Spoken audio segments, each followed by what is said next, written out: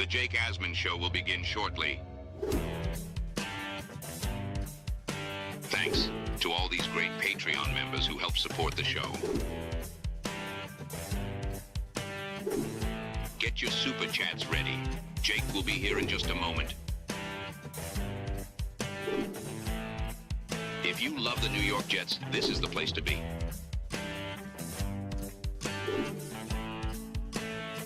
And now, the Jake Asman Show. The Athletics' Dane Brugler just dropped his first mock draft of the year, and what he has the Jets doing with both their first-round picks, I'd imagine, will piss a lot of people off. We'll talk about that and much more. Matt O'Leary will join us. Let's hit it and get it started. Guys, we always say this, and it's always going to be pretty. I got one game ball. Let's keep it going next week. A new chapter for the Jets has started. Aaron Glenn and Darren Muji are tasked with shaping the future of this franchise. Will they be the ones to finally get it right? We will be here for every step of the journey on the Jake Asman Show, breaking down all the storylines, every game, and everything in between. Please subscribe and hit the like button below. Super chats, baby. Cut the line. The Jake Asman Show starts right now. Here we go, Jet fans. Welcome in, everybody. Smash the like button. That's the thumbs up icon. And, of course, if you haven't subscribed to the channel, hit that button right over there. It helps a lot as we continue to grow. We are presented by FanDuel Sportsbook, the Jets and the Dolphins on Sunday, as Aaron Glenn will look to win his first division game. And the Jets will have a brand-new-looking end zone Sunday as they rock the rivalry jerseys for the first and only time this season. And with that, we say hello to our guy, a married man. Matt O'Leary joins us now in his weekly spot. Matt, how we feeling? Jets, Dolphins. Jets have won 3 of their last 5. What a world we live in. Yeah, look, the Jets are playing better football than they did the first 5 weeks of the year. And I know it hasn't been the season that we were hoping for, but still some things to watch for, like the emergence of these young receivers, John Mechie and A.D. Mitchell. So excited for this one on Sunday. For you, Matt, where do you fall in line with those who want losses versus the winning is important folks? I don't have a crazy strong take. I lean more towards winning. Like, I'm not going to root against the team to lose, but if they do lose, I don't think it's the worst thing in the world if it happens. But with the coaching staff in year one and very unproven, I do think it's important for this team to still fight and to still try to win as many games as they can down the stretch here. I'm with you. And again, to me, if it was like the last game of the season and hey, if the Jets lose, they'll be picking at 4 versus they win and they could go down to 7 or 8, then okay, I'll root for a loss in that scenario. But, people were rooting for losses and there are just too many games left. And if you didn't think the Jets were going to win another game or two, you just haven't been paying attention to 1, the history of the franchise, and 2, they were playing a lot better even in some games they lost. So if you're rooting for improvement, my big thing is you can't say you want to see improvement, but, you still want them to lose. That's not feasible. If you're improving, it's going to lead to some wins when you start playing teams like the Atlanta Falcons, like the Browns, like the Bengals, the Dolphins Sunday, teams that are not great, that are in the same weight class of you as a team.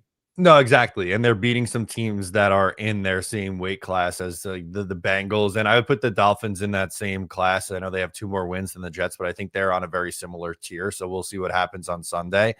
And also, I just don't think it's fair to say, Aaron Glenn sucks. He's the worst. Fire him after they start 0-5 and then be mad because the team improved over the course of the season. They start to win some games down the stretch. I don't think you could have it both ways. I'm right there with you. So a lot to talk about with the Jets. And, of course, it's unfortunate, but because of the fact, 1, the Jets do have 2 first-round picks. 2, the Jets need a quarterback. And 3, this team, even with how they've been playing of late, they are still 3-9. A lot of attention has already been paid to the draft. And, of course, when you talk about the draft, you talk about mock drafts. So the Athletic has published their first mock draft. Their outstanding draft analyst, Dane Brugler, is the one who made all the picks. These are based on the current draft order where the New York Jets right now currently own the number 7 pick. That is their own. They also own the number 23 pick, which is the Indianapolis Colts selection. Let me ask you a quick follow-up just on the Colts here, Matt. Because while some might be rooting for the Jets still to win, and I'm right there with you with what you said, it's pretty easy for us Jet fans to root against Indy to lose every game. And if they miss the playoffs, which is certainly on the table, automatically that pick falls in the top 18. Yeah, that's everyone should be joining in and rooting against the Colts, who have struggled. They're 1-3 in their last 4 games, and Daniel Jones playing hurt, and Sauce Gardner is going to miss some time. And they have a tough schedule, man. They have Jacksonville twice. They play Houston again. They have San Francisco, Seattle, I believe, as well. So it's not going to be an easy finish for Indianapolis down the stretch. And I think we're big Jaguars fans this week.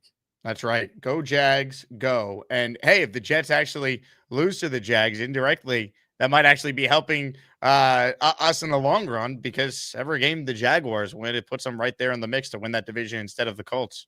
Yeah, no, absolutely. And they are technically going into this game. The Jaguars are leading the AFC South. So huge game this week. And you're right. Like, the Jets going on the road to Jacksonville, that's going to be a tough game. But if they do lose, then it's helping the Jets with their other draft pick that they got via Indianapolis. So here we go, folks. We teased the mock draft. And guess what? A mock draft is here. From The Athletic, we break it down. And let's start right at the top. Browns trading up to number 1 to take Fernando Mendoza. The Raiders are making a trade up with the Giants to take Dante Moore, who Dane Brugler believes will declare, especially if Dante Moore, the QB at Oregon, is projected to be a potential top 5 pick. And let's scroll down here, and we'll start right at the top before we get to the Jets at 7. The first pick in the draft is Fernando Mendoza. And the trade scenario that Brugler pitched, I think, is relevant because the Jets very well could make this same sort of deal. So Brugler, he writes, owning 2 first-rounders in April and having received marginal play under center of the season, the Browns have the ammo and motivation to be aggressive QB hunters this offseason. Cleveland traded back in last year's draft to be in position to get its guy in 2026, and neither Dylan Gabriel nor Shedeur Sanders has done anything to change that plan. In this scenario, the Browns package both of their 2026 first-rounders and probably a 2027 Day 2 selection to Tennessee for the rights to the number 1 pick. So, look, this is basically the same trade-up that Matt Miller had suggested on ESPN.com the previous week. You and I did a mock draft conversation. So this to me is about right. You look at where the Browns are picking right now. If they wanted to move up from 5 to 1, they can make this sort of deal with Tennessee because Cleveland does own Jacksonville's pick, which right now would be pick 26, according to Tankathon. So just your thoughts on Mendoza being the guy here and the competition to trade up if the Jets also have Mendoza as their number 1 QB. Yeah, I think for me, Mendoza is my number 1 quarterback right now. I think we'll see if that changes during the college football playoff over the next few weeks. I think that's a fair package for Cleveland to move up, and there's going to be steep competition, man. Like Cleveland, the Raiders, the Jets, maybe New Orleans, depending on what Tyler Shuck does over the final 5 games of the year. I think are all teams that could be jockeying for position for one of these quarterbacks. And I think as Jet fans, we should be rooting for Dante Moore to come out because that's just going to either A, push a quarterback down to you or in range for you to strike for one, or B, if you can't move up from 7 or wherever you end up and 3 quarterbacks go in the top 5, well, there's going to be a pretty good player available for you to pick with the Jets pick. So, yeah, I think, Dante Moore coming out would be huge for this team. And it's a pretty comparable, like you said, pretty comparable trade to what we just talked about last week.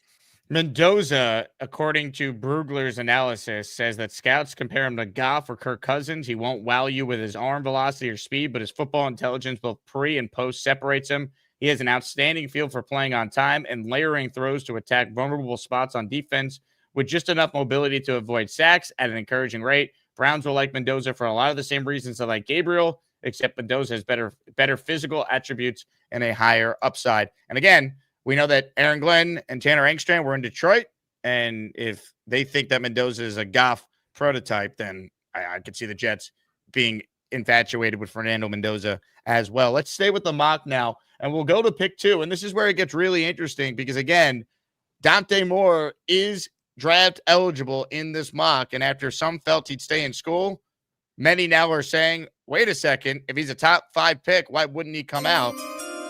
And with the second selection in the Dane Brugler mock draft in The Athletic, the Raiders making a deal with the Giants to trade up to select Dante Moore. So the Raiders coming up here to get the Oregon quarterback. Vegas right now is at pick 4. They jump 2 spots to get to pick 2. In this mock, Vegas trades up 2 spots to jump the Saints to land its QB. Moore is still just 20 years old and will have fewer than 20 career starts on his resume after the season. And with Oregon's NIL potential, he'll have plenty of reasons to stay in school. But could he pass up a potential spot in the top 5? I continue to be impressed with the way Moore has responded to everything Oregon has put on his plate this year. His command of the offense, natural accuracy as a passer are strong selling points for the quarterback he will become in the NFL. If Dante Moore was available, Matt, do you think you would be willing to move up for him as well? Yeah, I think so. And he's definitely done some things this year that impressed me. I'm a little bit worried with Moore and Simpson with the lack of games, but I think what you do is you have a veteran on the roster that you can start at the beginning of the year and then eventually turn it over to one of those 2 guys. But in this scenario, I don't think it says what they traded up to go from 4 to 2. I think the Jets would have to give up a little bit more because they're not moving up 2 spots. It'd be 5 spots. So depending on what the cost is, yeah, I'd be open to trading up even for not the top guy in this class. I think I'm right there with you. To me, it all comes down to their conviction in these quarterbacks. And if they like Moore, if they have a grade on him that says he's franchise caliber worthy, I think they'll do it, because I still maintain the Jets' plan when they made the Sauce and the Quinnen deals is so they have ammunition to go up and get their guy if need be. I think that was the whole genesis of the trade. Yeah, without a doubt. And, I know they've watched a lot of Fernando Mendoza this year, but they've also been to a bunch of Oregon games too, and have watched a good amount of Dante Moore. So it depends on what their rankings are in this, and if they're comfortable with moving up and taking the player or the quarterback that isn't number 1. And at least with this draft class, I don't think there is this lock automatic QB1. So there's a world where Dante Moore could end up being this team's QB1. And if they see Mendoza go first and an opportunity to move up to land their top guy, I still think it's something that should be on the table at least. Matt O'Leary is our guest. Before we get to pick 3 in the mock, which is the first non-QB to go in this mock from The Athletic, I want to remind people about our weekly raffle. We have added a couple prizes for Raffle 53 next week. Grand prize is a signed helmet by Broadway Joe Namath. Prize 2 is a signed football by the late, great Nick Mangold. And prize 3 is another signed helmet by Jets linebacker C.J. Mosley, the former All-Pro. So again, those are the 3 prizes for the weekly. And how about in honor of the fact the Jets are rocking the rivalry jerseys this week, rivalry jersey giveaway at the end of the show. Pick the Jet player you'd like. Garrett, Brees, Quincy, Jermaine Johnson. We'll see how these jerseys look on the field on Sunday. If you want one, enter the raffle, and we will give one away at the end of the show. And again, if you enter the raffle during this show, it automatically applies for every weekly raffle we do every Tuesday on the program. With that, let's continue the mock here. Pick number 3 is in, and it is the first non-quarterback in the mock. Number 3, Arvell Reese to the Saints, the edge/linebacker from Ohio State. He's Dane Brugler's clear number 1 player on his board. Look, I love the idea of the Jets potentially getting one of these studs from Ohio State, and we'll just keep it rolling here because pick number 4, which is now the Giants pick after the trade that they made with Vegas, is another Buckeye, Carnell Tate, who I watched Sunday and tweeted, man, he looked nice next to Garrett Wilson in the Jets offense. So back-to-back Buckeyes here, Matt. Give us your thoughts. Yeah, I mean, he would. I agree with you. I think he'd look good, and so would Arvell Reese. The just sheer number of Ohio State players that are going to hear their name called on day 1 and day 2 of the draft is just absolutely absurd. But Arvell Reese, just talking about him in particular, he says it. There's going to be plenty of Michael Parsons comparisons. Very versatile player. And Carnell Tate, I love that pick for the Giants. I think pairing him with Malik Neighbors would be a phenomenal 1-2 punch for a young quarterback. And that's what I'm hoping the Jets are able to do. Find another stud receiver to pair with Garrett Wilson to help whoever their young quarterback is in 2026 or 27. I can see the Jets loving Reese. I just don't know if they'll be in position to get him, because I think if they trade up, it would be for a quarterback, not for a non-QB. And if Brugler's analysis is correct that he's the number one player in the draft. If other GMs around the league agree, he's not going to make it to 7. So he goes 3 here. Brugler says that Reese is a guy who could be whatever a defense needs him to be in the front 7, could play off the ball spy, drop and cover, or mirror runs all the way to the sideline. As an edge rusher, he has burst, flexibility, speed, along with violence in his hands to dispose blocks on his way to the QB. You'll hear plenty of Micah Parsons comparisons for Reese throughout the process. Pick 4, Carnell Tate. We mentioned him. And it's interesting that Brugler wrote that he didn't expect Tate to be this high when he started the exercise, but he says there's a ton of unpredictability to this year's top 10. So Carnell Tate is a guy that is certainly a name to watch, Jet fans. We will continue with the Dane Brugler mock right now. But first, let me shout out J-Boy, who's the first to enter the raffle today. He gifted 5 channel memberships. Who wanna fly with them Jets? J-Boy in the Asmaniac raffle for 5. Let's keep it rolling here with the mock draft. We are up to pick 5. This is the Tennessee selection now after the big trade at the start of this draft where you had a jump all the way up to the top to take Fernando Mendoza. So here we go. After Cleveland made the trade up, the pick is in. What will the Tennessee Titans do?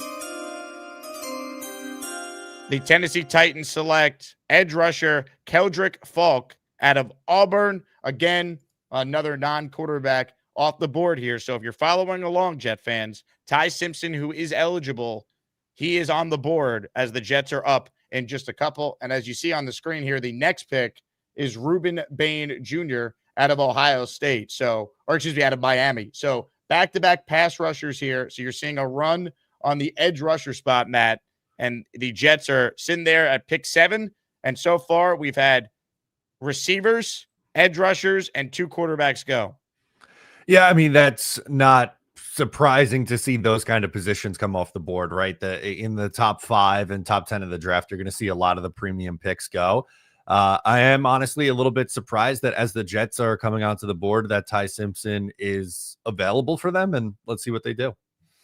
Ladies and gentlemen, the New York Jets are on the clock.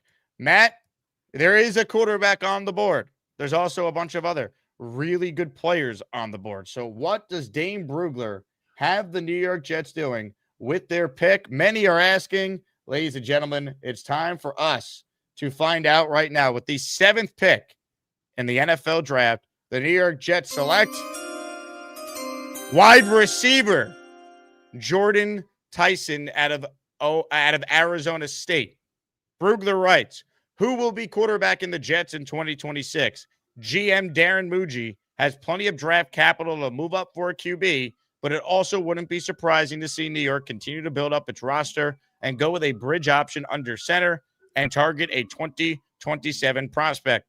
Durability concerns are part of his eval, but Tyson reminds me of prime Stephon Diggs with his ability to create space and win at the catch point. Matt, your initial reaction to a wide receiver being the selection here, Jordan Tyson out of Arizona State?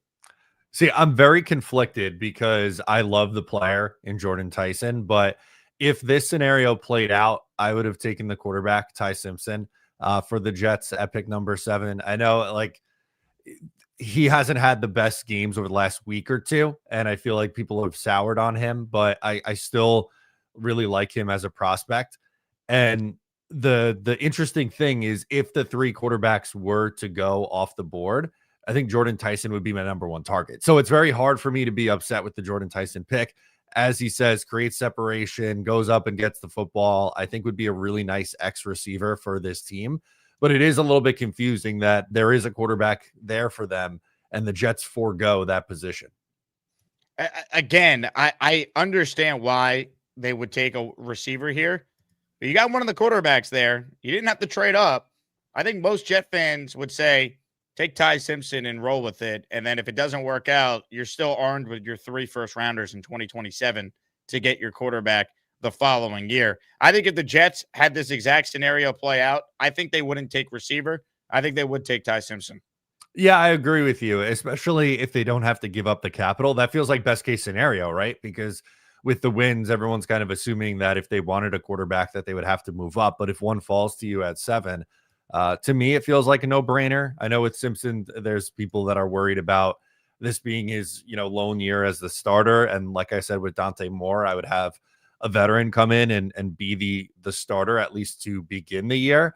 But I really like his game. There's another one who I think, for Fernando Mendoza, you mentioned the layered throws. I think Ty Simpson does that well. And he has some sneaky athleticism too. He does. And he's the son of a coach, which I like. He sat at Alabama for multiple years, didn't transfer, which I like. I like the fact that, honestly, him going up against Bama players in practice is, to me, good for his development from that standpoint, given the amount of NFL players they produce. So we will see. Obviously, how Simpson does in the playoff here, assuming Alabama does get into the playoff, will be fascinating. And same could be said about Fernando Mendoza, even starting this week when he's going up against that Ohio State defense with some of their defensive players that we've mentioned. Now, for those curious, if you take a look at the rest of the mock here, and we'll get to the Jets' second pick as well, as we continue to break it down here, look how far you got to go before Simpson comes off the board. So pick 8 after that is David Bailey, another edge in this draft out of Texas Tech. Pick number 9, which is the Rams pick currently because Atlanta doesn't have their own pick, is an offensive tackle, Spencer Fano out of Utah. Pick number 10 is another Buckeye, Caleb Downs, who I know some Jet fans like the idea of taking Downs. He would fit a need. I'm just not in love with taking another safety in the top 7.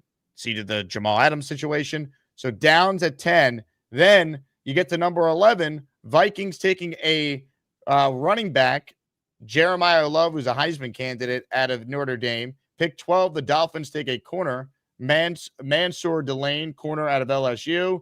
Then we keep scrolling here. When's Ty Simpson going to come off the board? He's not going to come off the board at 13. Tight end out of Oregon. Kenyon Sadiq goes to the Chiefs. And finally, pick 14, Ty Simpson goes to the Steelers. So Simpson in the initial mock here, QB3, he falls to pick 14. You almost wonder, in this exact scenario, Matt, could the Jets do what the Texans did a couple years ago, where they need a quarterback, but they also love the player so much. So they took Stroud and then they traded back up for Will Anderson. Could the Jets go, we take a receiver, then we trade back up with that Colts pick? What if the Colts pick is pick 18? Could they move up 4 spots, which won't cost you nearly as much as it would to go from 7-1, let's say, or 7-2 for your quarterback? And if they like Simpson in this scenario, they jump up and make this deal to get Simpson if he's still there. So that is another possibility in all this as well. But give us your thoughts on Simpson falling all the way to pick 14. And this is the only other QB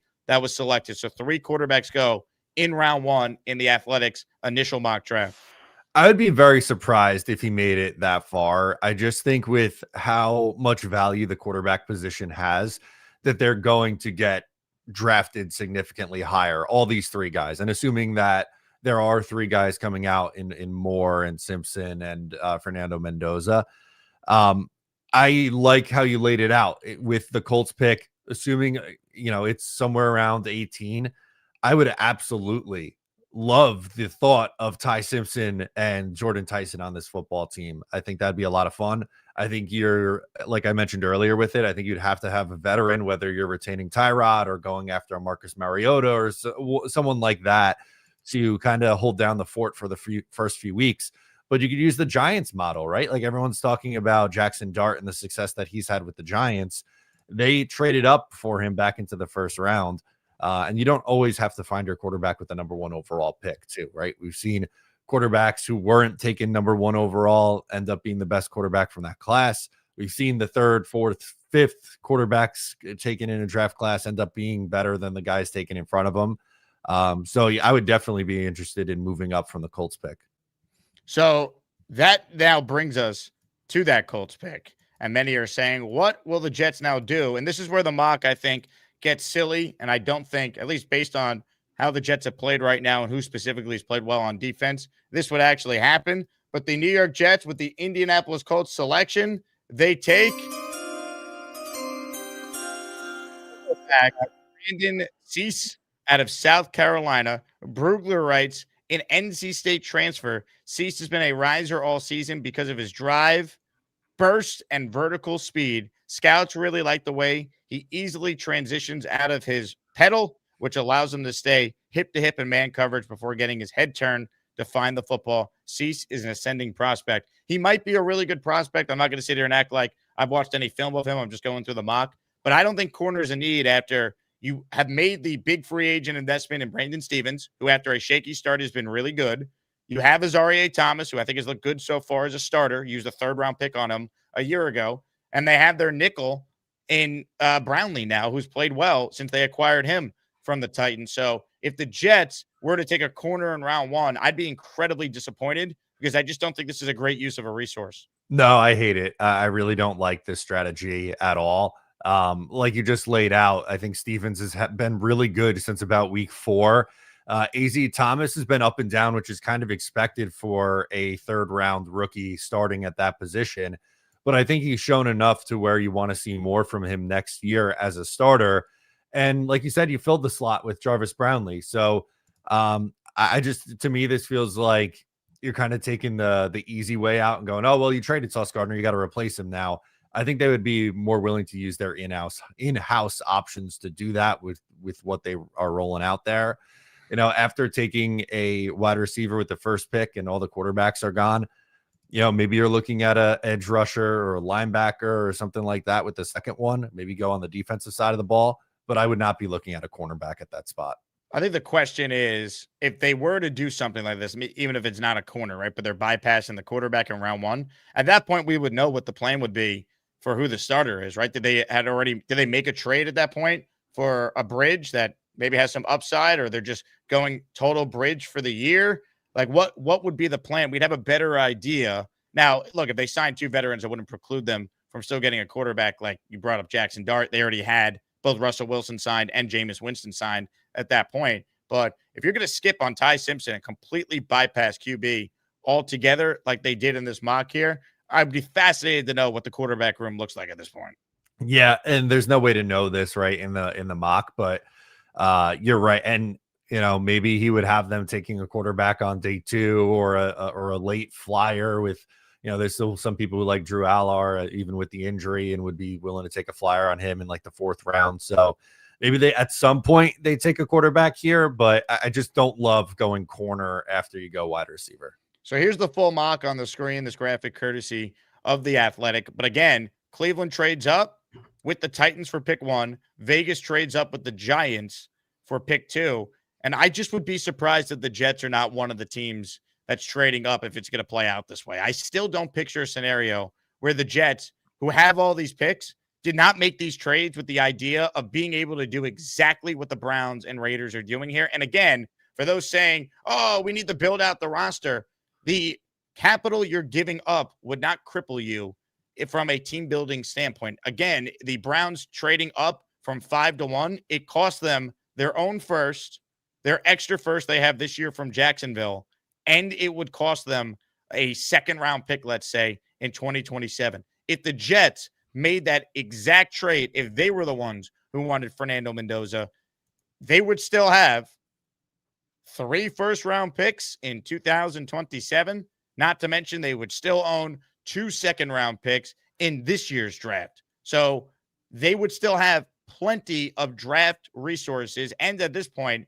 free agency would have already passed. They have $100 million in cap that they could have invested into the team at this point. So the idea that, oh, well, if we make this deal, we have nothing left to build our team, it's just not true. And again, you already have some good players on offense that are going to help the young quarterback, whether it be Garrett Wilson, A.D. Mitchell, John Mechie, Mason Taylor, 2 bookend tackles, Joe Tippmann at guard. Let's say they re-sign Brees. You're not starting from scratch like they were when Sam Darnold showed up or even Zach Wilson showed up. They would still have plenty of pieces in place to surround that quarterback with what they would need to be successful. Yeah, and that's a great point. And, you know, if you give up the extra first, then you have the 2 seconds, which you could either just stay in the 2nd round and take 2 players, or if you wanted to get back into the 1st round, you could do that and trade those picks. And then with not having a 2nd round pick in 2027, just pick one of those 3 first-round picks, move down, and there you go. You recoup your value at that point. So it's going to be really up to Darren Muji on how he wants to be creative-wise with these draft picks, but it gives you the opportunity to get creative and to move around the draft board. The Jets are not going to be sticking and picking with every single one of their draft picks over the next 2 years. Bino with a super chat. He cuts the line. Tennessee definitely wants the Jets in any trade talks we hold, the most capital they need. Again, the biggest thing for the Jets would be the Colts missing the playoffs. And if Jacksonville makes the playoffs, that depletes the value of the Browns' first-round pick and significantly increases the value of the Jets' first-round pick. It automatically would put it in the top 18. So if the Jets say, hey, we'll give you the Indy pick, our own pick, even if the Jets are picking at 7 and Cleveland's 5, I think Tennessee would rather have 7 and let's say 18 versus 5 and let's say pick 23 or higher. You know what I mean? Yeah, no, without a doubt, that second pick matters in the equation almost as much as the first. And if it's a negligible difference, right? If it's a pick 5 and 7 we're talking about, and then like 18 or 26, clearly a big difference. And it matters how far Jacksonville goes in the playoffs. And I don't know about you, but I'm not really expecting them to go crazy far in the playoffs this year. But the Jets do have a ton of capital, and if they really like someone, that's why they, like you said, that's why they made these trades, to give them the flexibility to rebuild this roster. And the quarterback's the most important position in the sport. All of a sudden, your roster looks a lot better when you have a good quarterback. And we've even seen that. Not that Tyrod's a really good quarterback, but him being competent has allowed us to like be more encouraged about the talent that is here in the wide receiver room, for example. Yeah, and you're able to evaluate John Mechie and AD Mitchell now. And, you know, I don't think Tyrod's been great, and I don't think he's your long-term answer, but he is a serviceable spot starter, backup quarterback type, and, you know, it's worked out. Dante says, is this right or high? Simpson at 4 is a bit wild.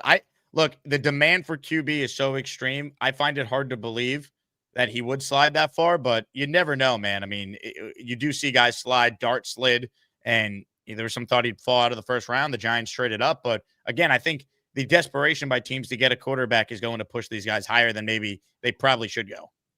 Yeah, and that's just the thing. And what I was saying earlier, I would be shocked if those top 3 guys weren't picked in the top 5. But the NFL draft is weird. Sometimes the evaluations and the mocks are just completely off, and the NFL feels very differently about these guys. But, you know, with that said, with the importance that's thrown at the quarterback position, it would be very, very surprising if he made it to 14. Mike Duramo in the house says, love that we're talking draft rather than potential playoff position in early December. Love this team. Matt, you need more Isle swag. I was wearing my Islander sweatshirt today in my first video. LGI, baby. Let's go Islanders. PBM writes in, M-O-C-K, mock. That's right.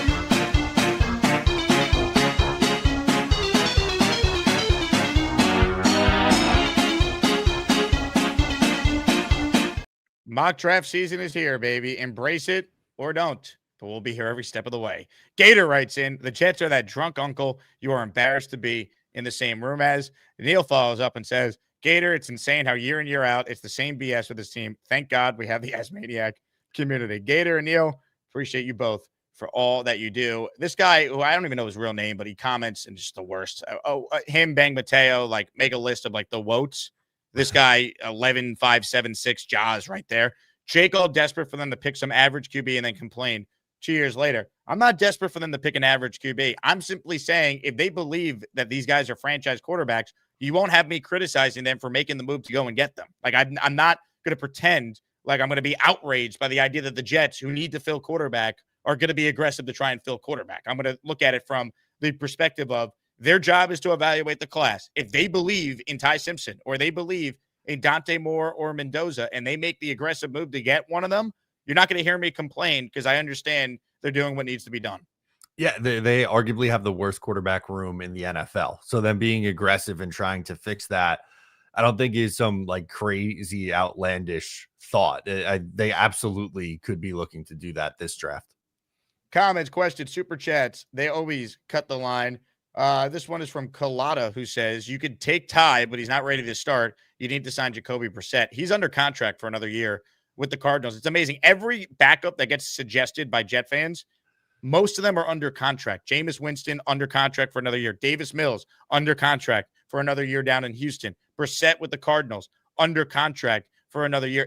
If you don't think Simpson's ready to start, the Cardinal quarterback you'd be looking at is maybe Kyler Murray if he got released and wouldn't cost you anything. Like that's the type of bridge you'd be looking at. Or even a guy that played really well in primetime, the other night. Like, I've never been his biggest fan, but he'd be better than what we've seen. Marcus Mariota would be like a bridge type that you'd bring in, and Ty Simpson would be behind him. Yeah, Mac Jones, another one that I've heard a lot of fans talk about, another guy you'd have to trade for. And like, I don't know, you're starting to look in that Mariota basket, Gardner Minshew, Garoppolo, a player of that caliber, which, as we know, isn't great, but I don't know, you're probably hoping that he plays like half a season and you eventually turn it over to the rookie. Green Gang is in our raffle today. He just gifted the community 5-channel membership. I hug him every day. I hug him every day. Hugs for all. Green Gang, you're in. Your chance to win a Jets rivalry jersey at the end of today's stream. You pick the player you want. Brees, JJ, Quincy, Garrett Wilson, who unfortunately won't be able to wear the rivalry jersey on Sunday. But hey, if you want one, it's up for grabs at the end, in addition to, of course, qualifying for the weekly raffle. This one is from our guy, Lou B, who's in the Asmaniac raffle with this for 2. Could we add like 4 defensive players to the Tennessee package to get them off our books? Will McDonald, Sherwood, etc. with picks also. Use the rest of our picks and money to build the defense. We need a quarterback. Why would Tennessee, though, want Jamie and Sherwood? Like, that would be, to me, they'd be like, yeah, this is not helping your trade package that we have to absorb his contract. No, at least Will McDonald's probably going to have another 10-sack season this year. But Jamie and Sherwood has been a replacement level linebacker at best, and that might be being nice. I think you'd have to eat some money on it and attach draft capital to get anyone to take him. Well said. And look, my strategy, at least for now, fill out the defense in free agency, spend the money there, and invest the premium picks, right? The 4 picks the Jets are going to have in the top 50. Invest that in offense, quarterback, receiver. If you want to take a center/guard, depending on what their plan is with the interior of the O-line, we know Tippmann will be a starter either at center or guard for sure, but we'll see what happens with Simpson and AVT. And I think Myers, I'd love to bring him back as like a backup, let him compete with maybe a rookie you take in the second round, that type of thing. But it should be, again, offense. I'd be open to taking a tight end again in the second round if there's someone they like, because then you could just have unbelievable 12 personnel for the rookie QB with Mason Taylor and said tight end they draft. So I'm open to a lot, but I really want them to be aggressive fixing the offense with the draft capital. 100%. And like you said, they have money to spend, and I would look to spend it on the defense and try to, add your wide receiver 2 and maybe another tight end and offensive line depth and quarterback, obviously, through the NFL draft. I think that's my preferred route, at least. This came in the mail for me yesterday, Matt. I bought myself a Mason Taylor Jets jersey. Ooh. So I'm getting in early, Jet fans. When we do daily raffles for Jets jerseys, we'll add Mason Taylor as an option. Nice. Because, he's one of the current players that people are excited about, and I totally get that. So Mason Taylor jersey will be added when we do player raffles. Again, you could have a Mason Taylor jersey and the legacy jersey if you so choose at the end of today's stream. How about this from Dante? It's a 5-spot of gifted memberships to the community. Who wanna fly with them Jets? Yep. If you got one from Dante, make sure you thank him. He is in our Asmaniac raffle for 5 comments, questions, super chats. They will cut the line. We're going to get to some calls with Matt as well. He's joining us, of course, in his weekly spot. Make sure you subscribe to Matt's channel, Matt O'Leary, NY. Let's get to some calls. And again, we are presented by FanDuel Sportsbook. And make sure if you're betting on the game tonight, little Thursday night football, a big one between the Lions and the Cowboys. Lions at home, they are a 3-point favorite right now. Bet on it with our presenting sponsor, FanDuel Sportsbook. To your calls we go. First today is Taylor in Connecticut. What's up, Taylor? What's going on? What's up, man? T. I hate this mock draft. I feel like not the player, wide receiver, but I feel like wide receiver is not on the top of my priority list right now. I could see them drafting a guy, maybe with one of the second round picks, but all the, for a mock draft guy to say, just willy-nilly say, oh, the Jets are just going to, have a bridge and wait till 27. I'm like, who is the bridge? There are 0 bridge options, in my opinion. Like, none of the veteran QBs available are good at all. It's not great. It's just not. Yeah. Like that's the problem. You got to be creative or be aggressive and get a quarterback this year. you're going to end up in the same situation that you're in this year, where it's impossible to evaluate the coaching staff, the offensive coordinator, your weapons. Like, it's just a nightmare. And I'm with you guys. Free agent wise, like the three guys you really want to be looking at if they're available is probably Pitts, Chenal, and Travis Jones from the Ravens. Because that would just, solidify some depth spots and, have a more style fit at linebacker. But that Colts pick, I'm starting to lean towards if we're going to trade up to get a quarterback, I would rather move hypothetically the Cowboys Packers, pick that we have for next year.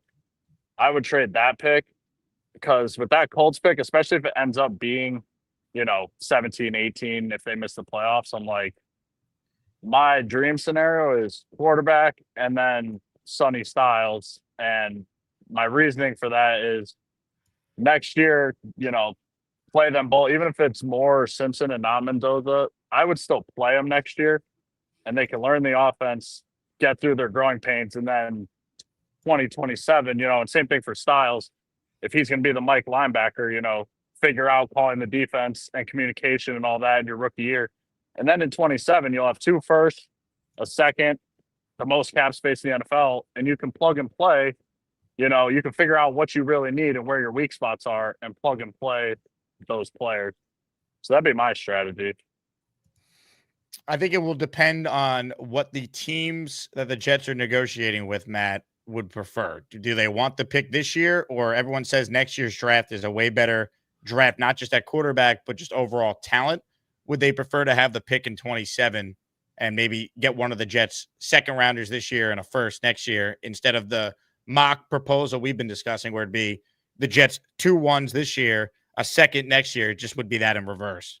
Yeah, it really depends. Like you said, it depends on whatever team they're trading with and what they value more. If they need the picks this year, then maybe the package that Brugler tossed out there makes more sense. But if they're not really in a rush and they view 2027 as the better class, then you're probably getting more to that Matt Miller projected trade that we did a couple weeks ago. So, which I still would do. Again, I think that was totally reasonable. I do too. And honestly, I think I like that package better. I would still want that first round pick this year, because my ideal scenario would be landing your quarterback and then landing a wide receiver with the second first round pick. So I think I would prefer to go that route, honestly. Comments, question, your super chats cut the line. Good question from Gator, who says, assuming Garrett Wilson is the only safe jersey to buy, who would you say are another 2 or 3 jerseys that are safe to buy in terms of great players who are here to stay? Honestly, I'd look at the 3 linemen that we highlight the most. I think they're good. I think Joe Tippmann could be extended this offseason, but if you really want to be safe, Armand Membu might be the safest player on this team, including Garrett, because Membu, rookie contract. He has been a Pro Bowl level right tackle as a rookie, which is incredibly rare. Most guys have up and down seasons. I think Olu would be safe as well, but honestly, if I could pick one, I think it'd be Armand Membu right now. Yeah, and I love the look of an offensive line jersey. Anytime I see someone rocking an offensive line jersey, I'm like, all right, I like that guy. I want to hang out and drink a million beers with him. Austin McNamara? Ooh, you want to get a punter jersey? Just take your old Sam Darnold jersey, Jet fans, and put McNamara on the back. I love it. Oh, man. Comments, questions, super chats. They cut the line. Let's continue with your calls right now. We're standing by is a man that this community loves. Where is he calling from? That's for you to decide.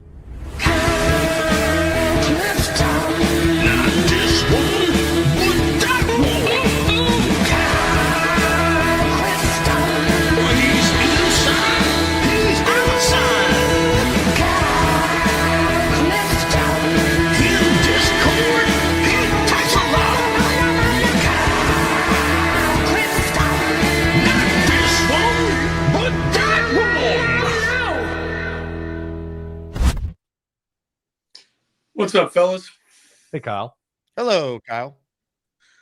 Yeah, so I'm a big fan of Brugler's evaluations, but apparently not such a big fan of his mocks. It's not the best mock. I agree. I don't know what you'd do if you like 2 of the top quarterbacks and they're gone at 7. I think you try and go back a little bit if you can, right? Like you try and go to the middle of the first round because there's a bunch of players there that the Jets might be interested in, but it wouldn't make a whole lot of sense to take at 7 because they're at non-premium positions. Guys like safety and guys at linebacker and tight end and stuff like that, guard. That would be the move for me. The sis pick, I mean, the guy's a late riser is what Brugler's saying, but I can't see spending a one on that, or even it would have to be a special player that fell into day 2 for you to have to take a guy that's going to be more than a depth piece, right? Because I mean, you got Brownlee kind of on the cheap. He looks like he's going to be part of the future. You got AZ. You think at a bargain where you took him. You did not get Stevens at a bargain, right? So I don't think that in terms of capital, you really want to overpay there. That might be a place where I'm trying to think of the name of the Louisville receiver. Bell, I think it is. Yeah. He's someone that if he were there for that second pick, that would be intriguing to me to pair up with Garrett and our new addition AD. So that's just. I think that we have to be kind of prepared that if we are picking in the general vicinity of where we are now, and we only like one or two of the quarterbacks, that we might have to punt on this year and just look to build the rest of the team. If we recognize a guy, by all means, go up and get him. But it's just a matter of what can we do with this embarrassment of draft capital, quite frankly, to build the team up as quickly as humanly possible. I think that there are some guys there in the middle of the first round that are at non-premium positions that the other Malagoa at guard from Miami is one name that you would look at, right? It's just a matter of can our guy Muji, who most of us have been pretty encouraged by, definitely do that in this draft and next draft, and then in 2027, after 2027, we judge this regime. We start to see, okay, these guys are making the playoffs, or they're right there at the press of and they get an additional year. I think that's kind of how it has to play out. If they get that opportunity, right? I mean, the ownership would have to be sold on kind of a longer plan, right? Because what do you do if you win 6 games in 2026? Like they might be back in 27. They might be, but then do they have to win in 2027 with a rookie at that point? Like that's tough to do as well. I think they're already sold on it just because it's Glenn and it's Woody. That's my feeling on it. Losing changes that though, right? What kind of losing are we talking about? If they have enough, they missed a 5-6 wins next year. Like how many wins are they realistically going to win if we say it's Marcus Mariota as their quarterback? Right. No, I get what you're saying. And there's not a whole lot of viable bridge options. I get that as well. It's just there is a potential to get a lot of non-quarterback talent on this team this year if we miss out on guys 1 through 6. That's all I'm saying. I appreciate your time, guys. Kyle, excellent call. And that is kind of the problem the Jets find themselves in if they don't take the quarterback. The timeline for the regime gets very complicated if there's no clear direction at quarterback that they view as their long-term answer. Yeah, it really does. You're right to bring up, like, what do they get 2027 if they're losing games in 2026? I think it really depends, because it would be kind of crazy on one hand if you let Muji and Glenn make all these moves and have a boatload of picks in 2027 and then pull the plug on it before you get there. but it depends on what the bar and what Woody Johnson's bar is for next year. I'm sure he's going to want to see some sort of improvement wherever they finish this year. Well said. Montana, NYJ. I'm not touching next year's picks. If the quarterback doesn't fall to you, get Sorsby in the second, Brazel in the second, and fill premium positions in the first. Look, in this mock, the quarterback did fall to them, and they didn't take it. So I don't think that would happen in real life, but we shall see. Appreciate the super chat, Montana. Michael says, Jake, the argument against trading up isn't about what it would cost. Yes, we'd still have plenty of ammo. The point is whether Mendoza is worth it or not when you could stick and pick Simpson. That's assuming Simpson is the same caliber of player that the Jets view him in the same light as Mendoza or more, right? Like we look at these guys as, they're first round graded QBs. The Jets might not feel the same way about Simpson versus Moore. They might think Mendoza is clearly the best or Moore is clearly the best. And you could say, stick and pick, but what happens if someone leapfrogs you to get the quarterback? Because everyone knows the Jets need a QB. What if the team that's picking at 6 is trying to trade out? A team comes up that also needs a quarterback. The Steelers come up to get their quarterback because they know the Jets could take Simpson at 7 if they need a guy. So that's why, you want the guarantee that you're going to get your guy. The argument to move up is just so you don't have to worry about anyone moving in front of you or someone picking that guy that you want before you even get the chance to do it. Yeah, we know with hindsight that Ty Simpson was there for them at pick 7, but on draft night, when the clock starts for the number 1 overall pick, you have no idea how the board's going to fall. So again, for Brugler's mock, I don't like him passing or him forgoing quarterback for the Jets at pick number 7 with Ty Simpson there. But we don't know. We don't know if he's going to be there or not. So you might have to trade up regardless. More calls right now before we wrap with Matt. Ladies and gentlemen, it's time. Holy shit, look at that beard! He has a beard, he's the man. Ain't no Santa Claus. Papa Jet loves the Jets. He's one handsome son of a bitch. It's Papa Jet. Hey, guys. Hello, Papa. What's up, Papa Hey, Jet? Matt. Matt, nice to meet you. First time meeting you. Nice to meet you, too. Love watching all your skits. Watch them every day. Thank you, man. Hey, as far as we all know we need a quarterback. I'm just not going to take one just to take one because we have the draft capital. I mean, if Muji and Glenn like whoever, go ahead and make your move. But I just don't want to make it just to say because we need a quarterback, we're going to take a shot on them. I want them to really like them. I know to get a franchise quarterback, you got to pick a quarterback. But I just want them, if they're going to spend draft capital, have a conviction on them. It depends on how they feel, right? It depends on what quarterback they feel very strongly about. Right. But I'm a firm believer picking one every draft too until we get one, because it's been so long since we really had a franchise quarterback. So, and we know the top 3 right now it's probably going to change because it changed 2 months ago. So come April, somebody who's to say Klubnik and Nutmeiser or whatever come up and Nussmeier? Yeah, Nussmeier. I have trouble with words sometimes, Jake. So do I, don't worry. But as far as this draft goes, we know we need a number 2 wide receiver. I want to draft a center too, even if it's in the 4th round, and a linebacker. I think those are the other 3 ones that we need, But Matt, congratulations on your marriage too. Marriage is sacred. But have you ever heard of the penny in the jar trick? No, give it to me. Okay.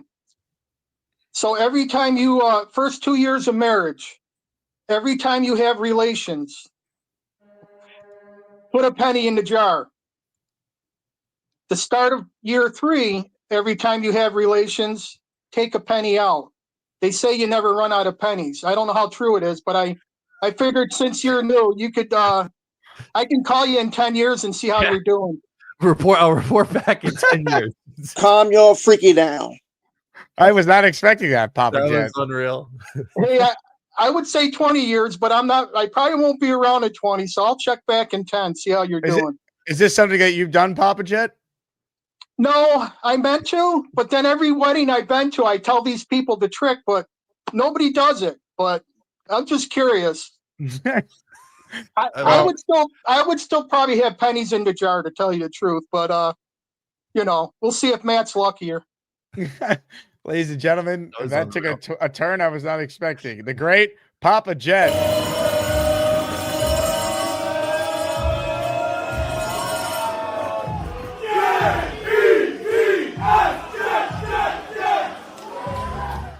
The penny in the jar trick, Matt. Your thoughts?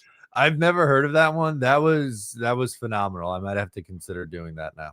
Also, how about the fact that the Jet chant at your wedding is now a regular drop on the show? So thank you for having a wedding featuring Jet content creators at the same table. Oh, I love it. Every time I see that video, I laugh at myself standing up in the background and getting in the mix with you guys.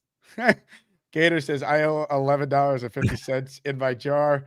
Boomtown writes in, next segment, sex talk featuring Papa Jet. JD says they don't even make pennies anymore. God. Yeah, that's right. They don't even make, and Morris says they don't make pennies anymore. Wow. Anyway, ladies and gentlemen, I see John writes in, where's Neil? The last call for Matt, and then I'm staying on for the rest of the show, is from none other than... Get ready for Neil. He will make 13 points about the New York Jets and maybe hump a Patriots jersey. Get ready for Neil. He's probably smoking a big fat cigar and burning his house to the ground. That's Neil.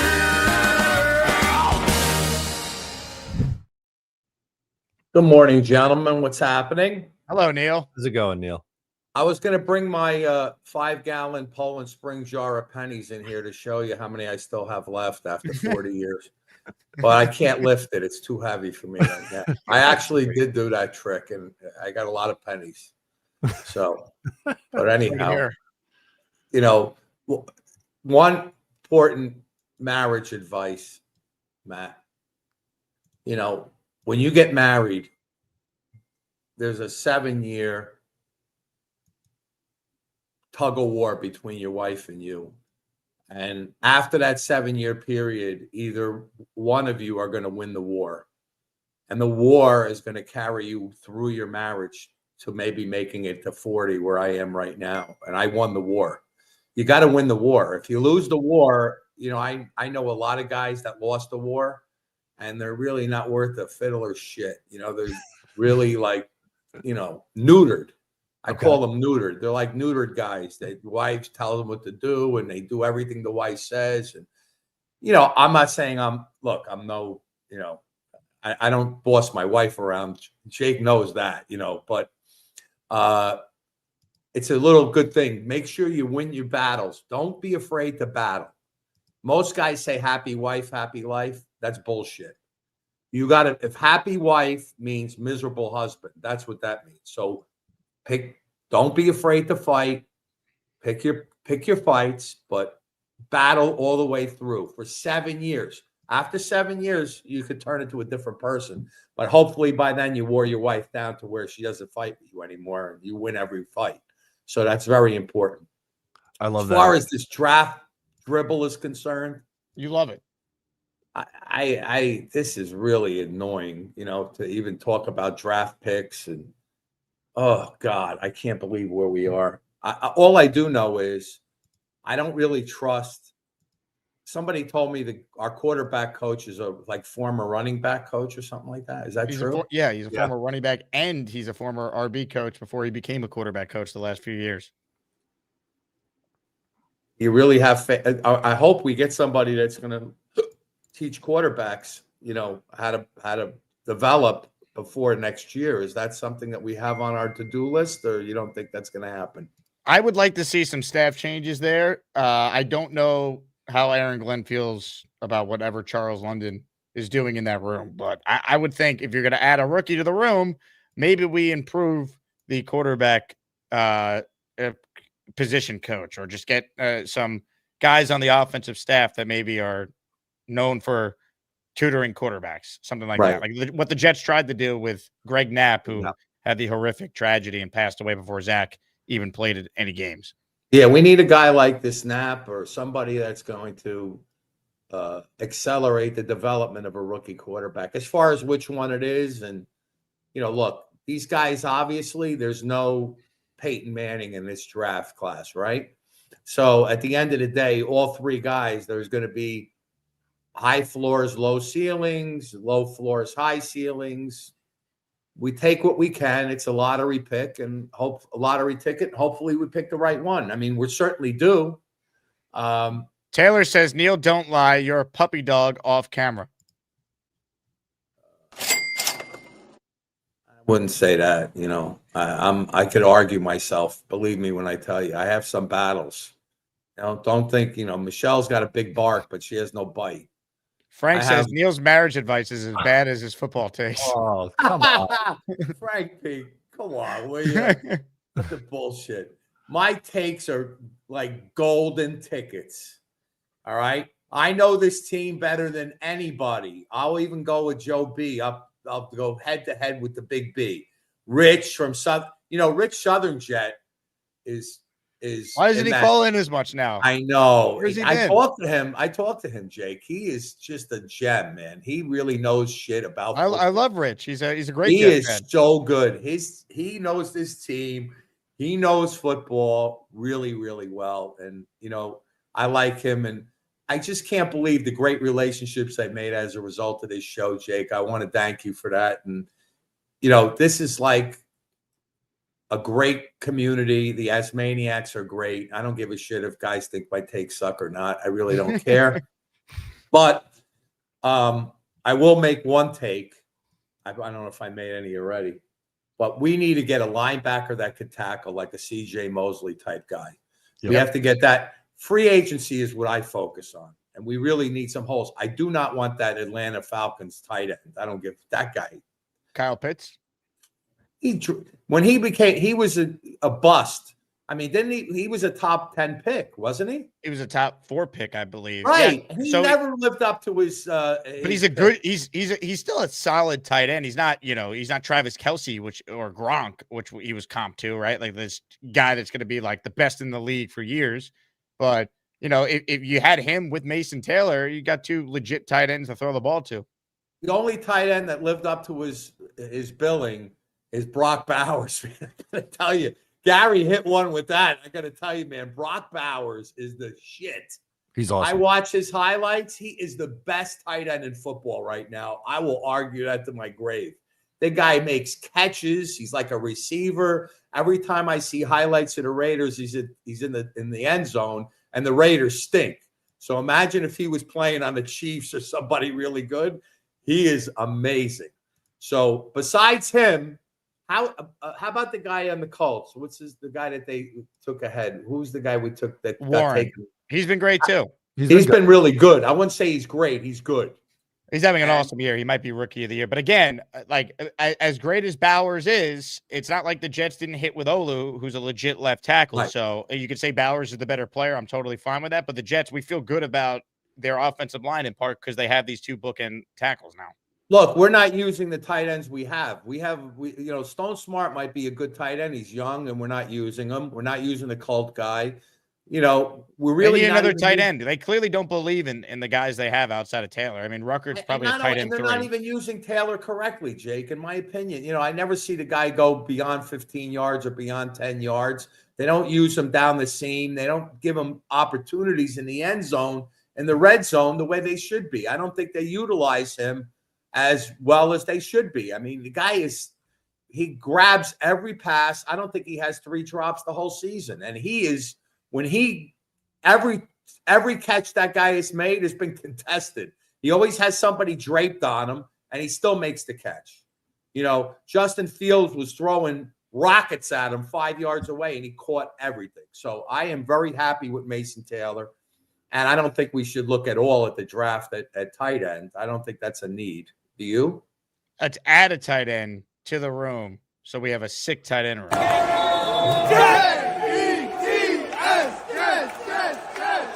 Could be in free agency as well. There's options there, but like, I don't know if Rucker's on this team next year. And if he is, bring him back as tight end 3 and, do what the Bills do, where they have 2 legit tight ends you could throw the ball to, or the Ravens, who have Likely and Mark Andrews. Like, I don't think there's anything wrong with adding a legit tight end to the room if value matches up in the draft, let's say.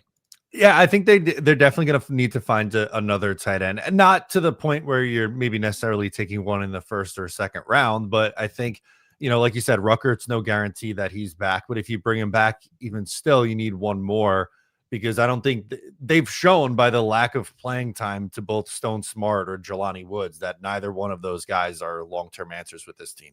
All right, a couple quick comments here. Mr. Bonesy says, Matt, if you're still getting laid, don't fight, LOL. End of story. And Sean Bennett says, I'm divorced and truly happy. Common Country says, Neil puts a penny in the jar for each Patriots jersey that he humps. And JJ spent $2 to say, I need to talk to Matt O'Leary. So, Matt, I said Neil was going to be the last call, but if you have time for JJ, I will put him on. All right, JJ, what do we got? Ladies and gentlemen, buckle up. JJ is next. Hello, JJ. Yo, Matt O'Leary. Can you hear me? Yes, sir. All right. I got a couple quick points that I want to bring to your attention. How do you feel about if we were to move Elijah Vera-Tucker back to right guard? Because he started all 16 games his rookie season at guard. He was a Pro Bowl guard, rookie, first team, all that good stuff. And ever since we moved him to moving back to left guard. Ever since we moved him to right guard, he's been getting injured after injury after injury. And obviously, John Simpson's probably not going to be on the team next year. So why not move AVT back to where he started? He's always played on the left side of the ball when he was in college. He was lights out in college, lights out his rookie year. Why don't we just move him back to where he was supposed to play in the first place? Well, if they were to re-sign him, I think that would be the spot. I think you'd have Tippmann stay at right guard and then either retain Josh Myers or look to improve the center position. So if AVT is re-signed, I think he would be playing left guard. JJ, thank you for the time, JJ. Great internet.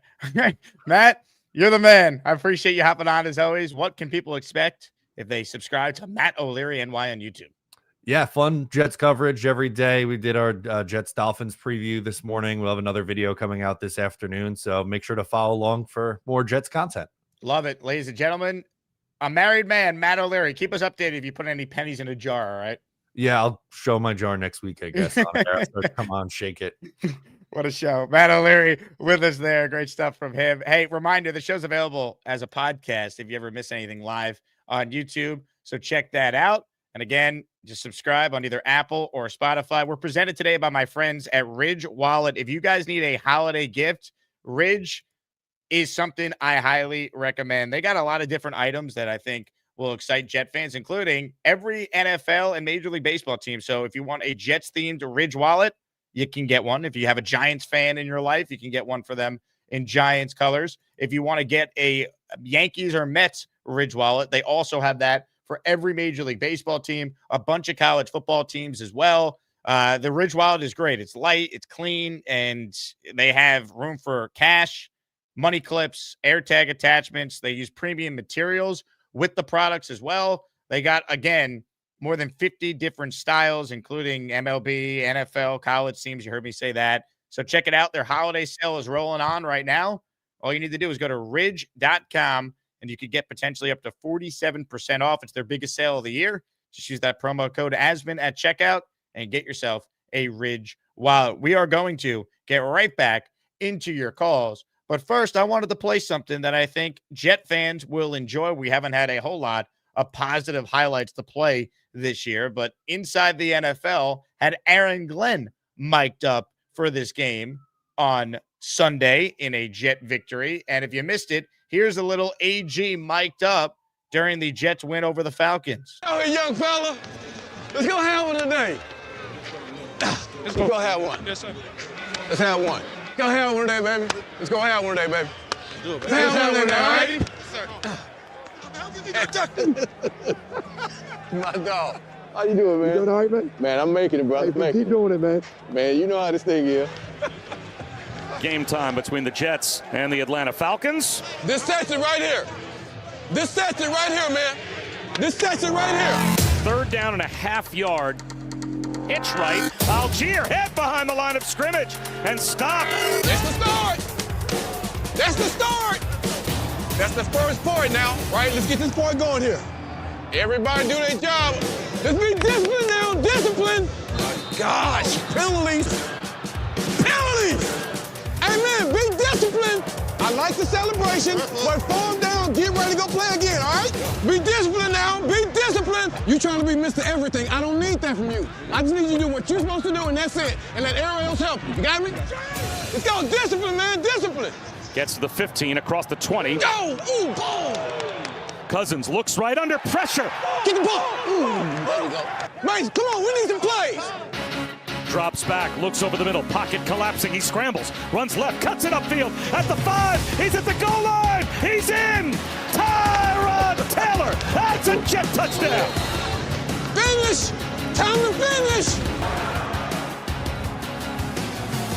It's going to be a 56-yard field goal attempt to try and win.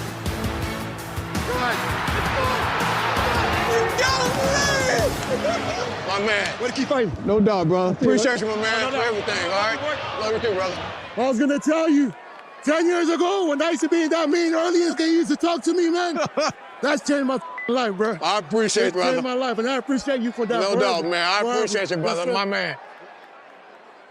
Who want to fly with them Jets? Good stuff there from the head coach. You want to root for him. I like seeing the hands-on coaching with Azareye'h Thomas in that clip. Love seeing the energy. And also, how good is Bob Wischusen on the play-by-play, man? God, the day that the Jets finally become a good team and Bob gets to call big games again, hopefully playoff games. Just the best. He's such a great broadcaster. He's great when he does hockey on ESPN or any college football. He's phenomenal. He's been the Jet radio voice since 2002. And it's been 15 years since he last called a playoff game. Unbelievable. Comments, questions, super chats. We'll cut the line. Ladies and gentlemen, we have not heard from this man in quite a while. He's a guy that we love. We respect. He's also the champ. Hit it. The only thing better than all them shoes is Joey D, cause he totally rules. Jake, my brother, I'm high as a kite. I love everybody. Damn, this show is crazy. Jakey, Jake, my brother. What's up, Mr. everybody? Bonesy, everybody. Yes, sir. I've been down in the dumps a little. We had a death in the family. My grandma passed away. I had some family shit going on, and I just needed a little disconnect from everything. You know, I just so obviously I'm still watching the games and being crazy, but I definitely did need to take some time and you know, get my mind right. So condolences. I'm back, and you know, from a Jet standpoint, I'm feeling for where we're at. It could be worse. Let's just say it could be worse. I truly like just watching Glenn coach up people and his attitude and his demeanor. I'm starting to really just say to myself, like, I'm blocking out the fact that Aaron Glenn is the reason we have Justin Fields. You know, like I'm starting to really just pin that in my mind all on Woody. Like, you know, Woody didn't want Rodgers. So, you know, we had to pivot. Justin Fields was the best option at the time, and you know that's where that's why that happened. But from a GM standpoint too, you guys know me and how I felt about Joey D. But Mooj is really in the everybody knows what Mooj did. I don't have to repeat what he's done so far. But you know what? You know what's awesome? Yesterday we traded Sauce for 2 first-round picks and AD Mitchell. I don't think Sauce has impacted a game like AD Mitchell did this past Sunday in since, like, you know, 2 years ago. I mean, I just feel like the impact that these trades have had, the pride the players are playing with, still playing and believing, whatever was said to Breece Hall that made that switch go off, that this man just looks like a different player to me. He just is grinding out little yards. He may be getting more comfortable in the scheme and you know, from that standpoint as well. But I really do like the direction of the team. Just taking it for what it is, three wins where we were a couple weeks ago and how we felt. Definitely feel much more positive, and they're playing for this man. And I love Muji. I love the moves. I was so worried about not getting a GM up to Joe Douglas's par, and I already feel like, wow, these trades, the in-season trades have just been fantastic. So I'm feeling pretty good. I love how you've already moved on from JD and you love the Mooch. I mean, Gator, we might need to update the intro now. Bonesy's all in on the Mooch, Darren Muji. How could you not? He's already demonstrated he could hit on first and second round picks on day 1 and day 2 of the draft. I love what we did there. Membu is solid as hell. And Taylor, I mean, Taylor's probably going to end up with 50 catches. He's not blowing the top off, but you can tell he's playing with confidence. He knows what he's doing out there. Rookie tight ends, it's not easy for them. And, you look at Azaria Thomas, this players playing. I was so used to the McCagnon and the Izzik and the players where you just draft players and they're not even good enough to get on the field at all, let alone make an impact. So it's, I'm not super confident in Wilkes and in the defensive scheme yet, but I do see the direction of the aggression, and I love seeing heads up plays. I love seeing those mental plays, like when Will McDonald saw that screen on Sunday going to Bijan, he had the heads up play to go and make that play. Like, I love seeing shit like that, So I do love, dude. The trades have been so fantastic. Like, Sauce is hurt, and the Colts are kind of crumbling right now. That could end up being a great pick. Like, we got the only thing better than Alden Shoes is Muji because he totally rules. I had been really impressed with Muji, man. I love just everyone. Phillips and Briggs have been so solid. Mechie and AD Mitchell just have. They have talent. You can see it. AD Mitchell is a special player, and you can see that he's a little knucklehead. He's done a couple things like drop the ball in the end zone, and he had a little stone hands when he was thinking too much in his first game with us. But him getting comfortable, him blowing. I would love to see. I don't think we will this year, but Garrett, Mechie, and AD with someone like Taylor. Who, listen, we all are really hyped about Taylor right now. But the only thing is, this is what happens, and then the man gets hurt. So, like, I'm still like, I couldn't believe he got up Sunday off when he got the wind knocked out, and then he threw the bomb, and then after he threw the bomb, he was still like on the floor, like in pain. Like, I don't know, man. Tyrod, he's not like gonna blow the top off, but he lets you see the playmakers work.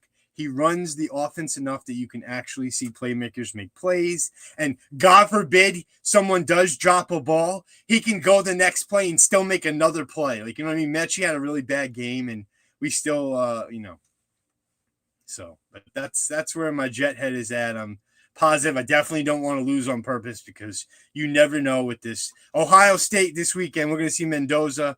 It's almost like a Jet game. We got a lot of players on Ohio State side, on the defensive side we want to watch, and let's see what Mendoza's got. But you never want the first draft pick all the time anyway. History shows it's not always a home run. So I agree with that. I love seeing the optimism come out of you, Bones. It's nice. You were so down in the dumps for a while, and Darren Muji has you believing again. Hell yeah, man. You got to feel good about Muji's moves. Even giving up Sauce and Quinn, like, those are two players that, they built the Sauce contract, so it was tradable. So you knew it was in their mind. Obviously, he wasn't a great scheme fit for what they want. They want a corner who's going to get in the trenches, tackle, blow shit up. So maybe it's best for both sides. 2 firsts and AD Mitchell. AD Mitchell's in his second year, right? No, not second year. AD Mitchell's he's what's it called? We can tender him, right? Like, I feel like these guys. I don't know. I love the moves, man. The dart throws have been fantastic from Muji, and the only worry I have is what we've had as a franchise forever, which is we cannot groom a quarterback. So That's going to be the big question. Like, yeah, we're going to take somebody in the first round or whoever you want who falls to you, trade back into the first, whatever it is, who they fall in love with, their guy. But can they groom him? Like, that's a lot of pressure on Tanner. Maybe we want to bring in somebody who, as like a quarterback's coach or someone who has experience doing that, you know? Like, I would. Yeah, I mean, if he would be open to it, he might get the Penn State job for all we know. But again, like they're better equipped for a rookie, no matter who it is, because you have some real pieces on the O line, some real weapons. Mitchell will be back; he's under contract. He was a second round pick. So you still got 2 more years of control. Mechie will be tendered at a low number, so he'll be back. Like you have legit players to go with the fact you still have a lot of draft capital and cap space, even if you had to trade up to go up and get your quarterback you like. So it's going to be a crazy offseason, but they're positioned better than they've been in other eras of Jets football to try and hopefully finally get the quarterback situation figured out. Yep. And we got a lot of cornerstone pieces. We got a lot of talent still left on the roster. And Sherwood's the only real thorn in the side. Like he's not a scheme fit. And what are they going to do with that? But I don't know, man. Let's see. I like what the GM's doing. I like the coaching are learning. I forget. I heard someone say it that like, you know, Muji, Glenn, and Angstrom. This is their first year coaching. Wilkes is the guy you got to hold more accountable to because he's done this before. So it's like they're learning on the job. We're seeing improvement, and that's what we wanted to see. You can't tell me if Tyrod Taylor started the year that we wouldn't have a couple more wins. You know. Agreed. It's just can he stay healthy? That's always been the big thing. Exactly. And last thing I'll say is I still can't believe that Justin Fields had the balls to say that he didn't want to run the Wildcat because there's a chance at a soft tissue injury. It's like, dude, bro, keep that shit to yourself, my man. What are you doing? Well said. That's too honest. Like, you know, I know he came out of the closet crying, but Jesus Lord. Hey, final question for you. Where do things stand in your current love life? We literally can't even fall on a fumble. I mean, my wife accidentally falls on my dick 1 time a week, and we can't fall on a fumble? Holy shit already. Will you stop it with the bad language? I mean, it's ridiculous. That's a good one. Hashtag JQuest for that. But my love life is great. I just want to tell Matt O'Leary, like, don't listen to what Neil said. Like, if you're still having sexual relations with your wife, you don't say shit, man. You just happy wife, happy life. You're still willing to sleep with me after all this time. I'm going to behave, and you know, of course, you're going to fight.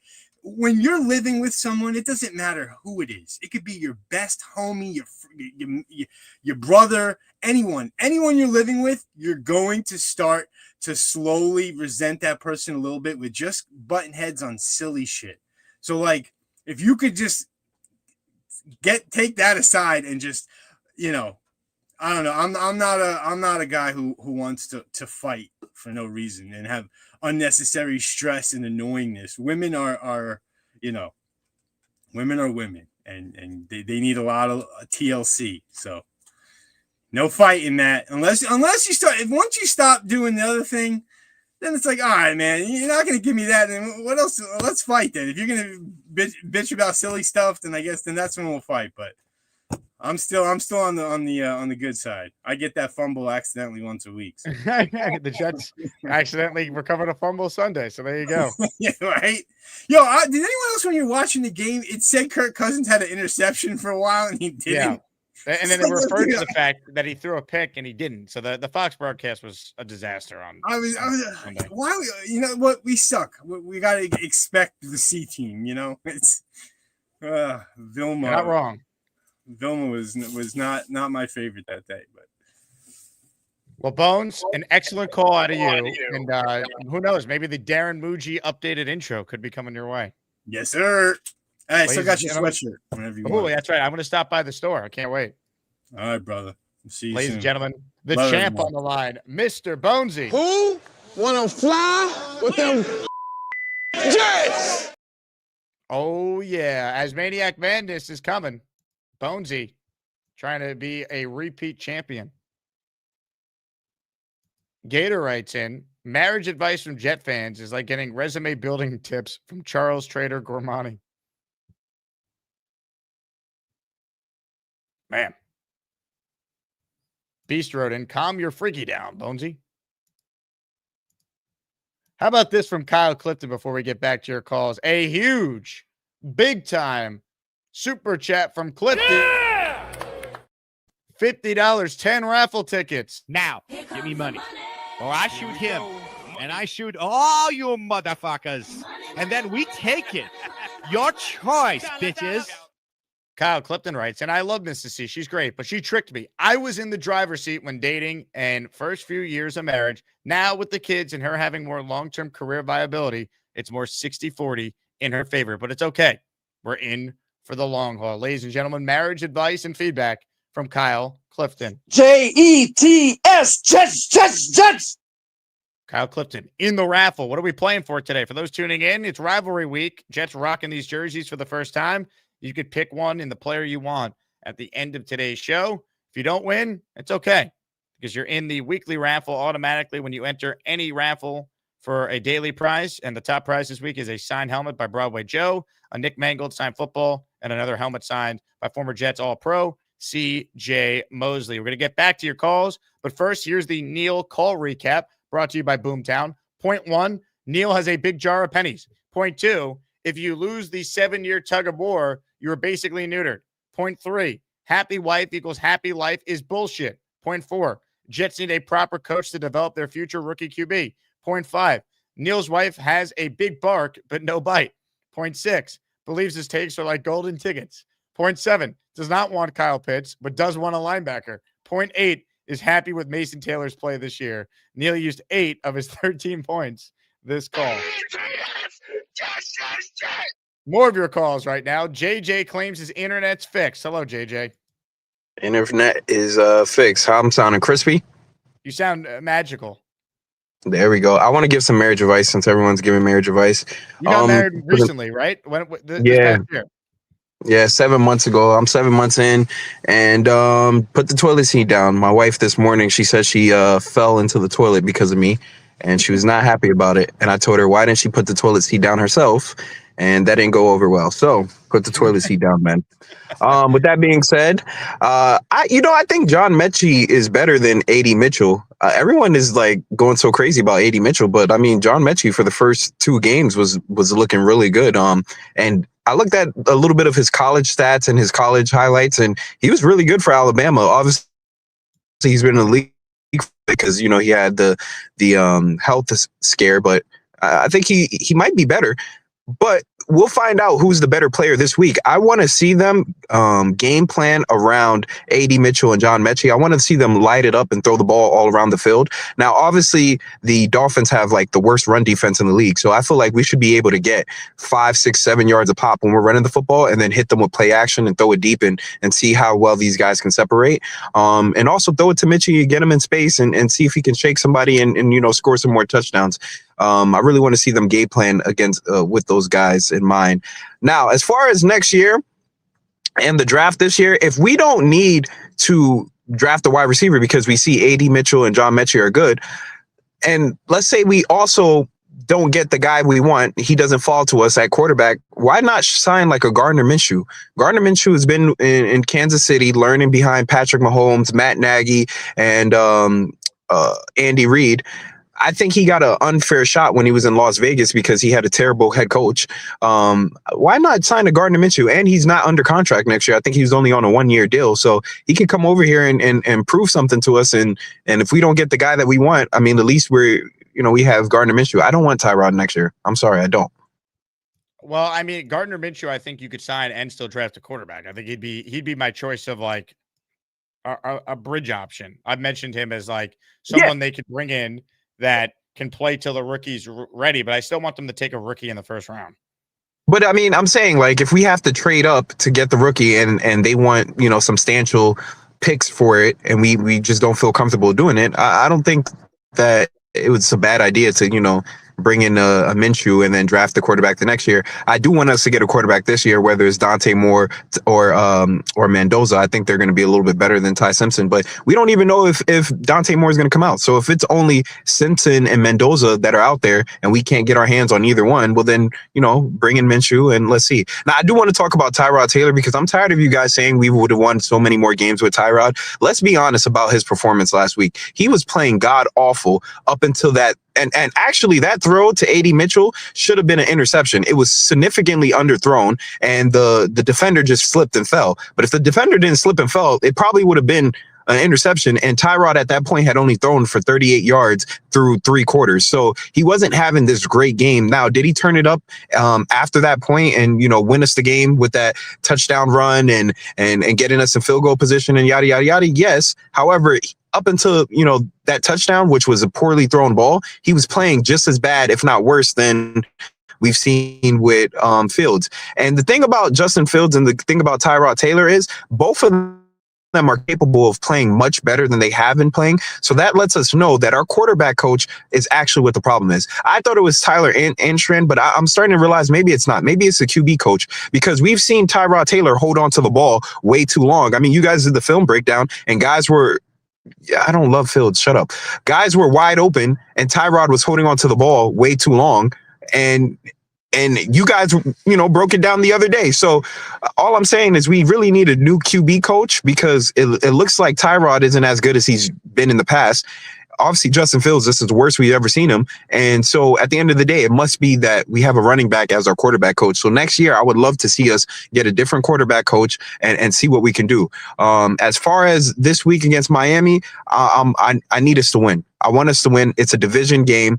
And I'm not gonna lie, man. This coach, Aaron Glenn, he's starting to grow on me. Like little by little, he's starting to grow on me. Like I'm starting to like him. I like his personality already. He's very entertaining. I like that he's coaching guys up individually. That's what we're seeing with the Patriots. That's why people are loving Mike Vrabel.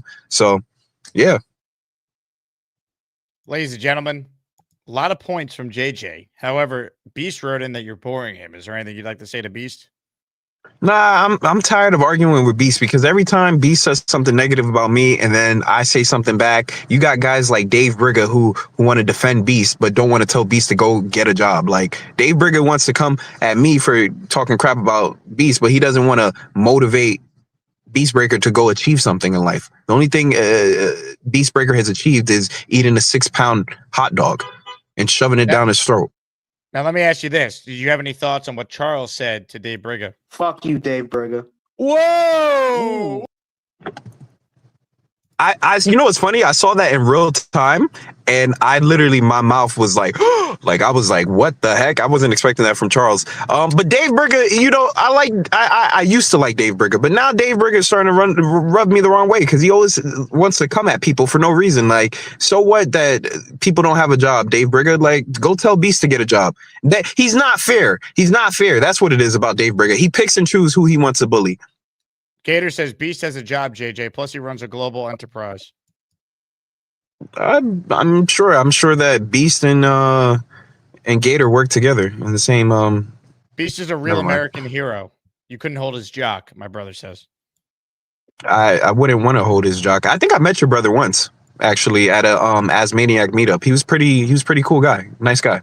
Also, are you a 3-time ear infection survivor like Beast is? I knock on wood, I don't think I've ever had an ear infection, and I don't think I'll ever want to get an ear infection. So no, I mean, but let's be honest, right? If me and Beastbreaker were in a ring and we had to wrestle each other, I would pick Beastbreaker up and I would throw him over the top rope, and then I would do a frog splash onto his big fat stomach. Beast says, JJ, you're not in my league, Busta. Tell Beastbreaker whenever he wants to get into the ring and me and him lace up those boots and we go at it, WWE style, hardcore match, chairs, ladders, tables. I'm going to take Beastbreaker. I'm going to put him on a table. I'm going to climb up to the top of the ladder and I'm going to do a backflip onto his big old stomach. Ladies and gentlemen, sports fans of all ages, welcome to the event of the year, the moment you've all been waiting for. This is the Asmaniac Rumble. You're a little $2 whore, you know that? Okay, and what does that make you? If I'm a $2 whore, that makes you a 50. That makes you a 50 cents. That makes you a. Calm your freaky down. That makes you listen. You remind me of when kids go outside and they make a snowman and the snowman starts to melt. That's what you look like. You look like a melted snowman. You look like a melted snowman, Beastbreaker. You should be washing my toilet. That's what you should be doing, buddy boy. You're not even in the same league as me, pal. You couldn't carry my bags, boots, jockstrap, nothing. I couldn't carry your bag because your bag is stuffed with a bunch of butterball turkeys. Your cousins are in your bag, butterball turkeys. Man, kid, I got 2 grandkids that are 3 and 1. I got more balls. Oh, congratulations! Hey, that's nice. What are you getting them for Christmas? Take a walk and go do something worthwhile. Why don't you go take a walk to the toilet at Dollar Tree?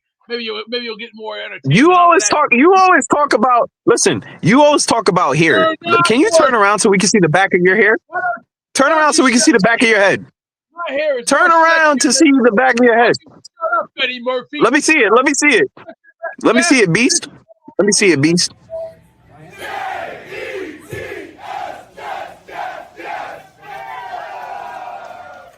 Man, JJ just getting into trouble with people. JJ, your love of Justin Fields though is sickening. I got to say to you. All right, it's unreal. How do I have a love of Justin Fields? What did I say about Justin Fields today that was positive in any way? Well, you go out of your way to slander Tyrod, we know what he is. He's a backup, but he's better than Fields, is he not? Okay, but did he not throw for 38 yards in the first half of the game and basically threw an interception and we got lucky? The defender slipped. Is that not true? Sure. That the defender slipped and it was really under. Well? Did he not play really well in the fourth quarter? Lead a game-winning drive in the fourth quarter. So he gave us one very good quarter. Fields, I mean, he's competent. He played well in that game. He played well in the second half. Tyrod Taylor. The defender slipped. He still got the ball there. If it was Fields, it would have been either overthrown or he would have just held on to it too long and taken a sack. Okay, we seen Justin Fields play terrible. But all I'm pointing out is when Tyrod Taylor came in against Carolina, because Justin Fields got benched, he went out there and he threw 2 underthrown balls that both got intercepted. So he doesn't throw a nice deep ball. Pause. He doesn't. What is the problem that I point that out? I don't get it. Like, you guys, that has nothing to do with Justin Fields. Justin Fields sucks. He's not on. But that's the point. You go out of your way to try and defend Fields by slandering Tyrod. No one's saying Tyrod Taylor is our answer. We're saying he's a competent backup quarterback who gives us a chance to evaluate our roster. You said you're starting to feel better about Glenn. You wouldn't if he had stayed with Fields. Tyrod's giving you the chance to actually feel better about this coach. Okay. Now, is it a diss on Garrett Wilson if I say A.D. Mitchell is playing well? If I say A.D. Mitchell is playing well, does that mean I'm dissing Garrett Wilson anyway? No. The two things don't have to do with each other. I'm saying that the QB coach is the reason that Tyrod isn't playing as well, and the QB coach is the reason that Justin Fields didn't play as well. That's all I'm saying. Look, I do think there's something to the fact that as bad as Fields was with the Jets, he's never been this bad. So I've already said I think they should make some staff changes behind Engstrand and bring in some different offensive people for the quarterback that is coming. And I'd keep the O-line coach. I'd keep Engstrand. But I'd look to see if I could get a different QB coach or a different, senior offensive advisor on the staff. Someone that is available that is a specializer working with QB, someone like that. Just because you guys turn everything I say as defense of Justin Fields doesn't mean that's the intentions behind it. I was just simply pointing out that what does Gator have to say? You take the opposite take on every call. You thrive on confrontation. Gator is the only person that I've ever met who always has something to say about me that's negative. I've never met anybody in my life who every single time I do anything, Gator has something to comment about it. You got to grow up, man. You're a grown man. I'm 29 years old. You're probably 45 years old and you're always worried about what I have to say, Gator. Grow up, bro. You're older than me. Why don't you be a role model and be somebody I can look up to instead of being a fat slob who doesn't leave his house? The last time you kept talking crap about me, what? Jake? No, because it's the truth. You guys were on the same page over the Rob intro that you made. He gave you a ton of props. What are we doing here? Yeah. But the thing is, as soon as I called in earlier, Gator put it in the chat. He was like, oh, hang up on this guy, JJ. He's a butt muncher. That's what he wrote in the chat. Why do Gators So- comments bother you so much? It's not that his comments bother me. It's that at the end of the day, if I was standing in a room with Gator and I was like, and Gator was across the room from me, he wouldn't be so mean. He would be a nice guy. I was there. Yes, and he was a very nice guy, and he had nothing negative to say to me in person. So it hurts my feelings that now, so I guess it does hurt me. It does bother me. It hurts my feelings that now all he has to do is say negative things about me. Like, it doesn't make sense. I've met you in person. You were a nice guy. Now, all of a sudden, every time I say anything, you got something negative to say. Why don't you, instead of running your lips, you run that fat old stomach on a treadmill and go lose some weight so that you could be, no, because he needs to be healthy. We need him to be a part of the show for a long time. We need him to get on a diet, stop eating whatever he's been eating, and probably go listen to Gary and go eat a stick of butter or something. I mean, I just think you're coming at the wrong guy here. I think you're overreacting to Gator's comments where he just says funny stuff without any meaning in the chat. I don't think there's anything funny. I don't think there's anything funny about calling me a butt muncher. I don't think so. That's kind of I don't find that funny. I don't find it funny. Come on. I don't think it's funny. I don't think it's funny. Let me bring on a guy who I know that you're obviously a big fan of, and you guys were able to come together over this, so I think it's appropriate we go to him right now. Gator, I don't understand why I don't have an intro. Gator, I need an intro, buddy. A cool intro, please. I've been calling in, supporting Jake for over 4 years. You got Adam is too cool, Papa 73, and I don't understand why you won't create one. Women. You have no sense of humor. That's the problem. I don't. When you have a sense of humor, then you can have an intro. I'm worthy of an intro. All right, fine. I don't understand why I don't have an intro. Hey, guys. Hello, Rob. What's up, JJ? Hey, how you doing, Rob? Good to see you, man. I got to tell you, this new mock has got me almost in tears. Tears? Almost in tears, Jake. It's December 4th. What does it matter? You'll be all right. Pray to God that we don't do what this guy Brugler said, getting a wide receiver and another corner. And Hey, before we get to that, do you have any thoughts on the JJ and Gator beef going on, Rob? No, I'm going to kind of stay out of that with all due respect. I really don't want to get involved in that, if you don't mind, JJ, because, I do have respect. All right, no worries. No worries. What? I mean, JJ, I just want you to know, though, Gator underappreciated you, and that's why it took him so long to make you an intro, because Gator, like everyone, or like Gator does to everyone, he picks and chooses who he's going to be nice to. And you should just be a nice person to everyone, Gator. That's all I have to say. Rob deserved an intro, and it took him forever to make you one because he wanted to be mean to you, and I didn't like that. So that's all I have to say. All right, guys, I'll see you later. And Gator, I hope you have a great day. Bye, Jake. Bye, Rob. Bye, JJ. All right, Rob, your thoughts on the I don't want to get involved in a dispute or a fight like that, to be honest with you. I have fighting days behind you, Rob? No, I'll beat the shit out of someone at any given moment. But this doesn't deem it, JJ, we always butted heads in the past and stuff. We kind of found a little common ground right now. It doesn't mean that I agree with every take that he says. I don't, just like he doesn't probably agree with everything that I say.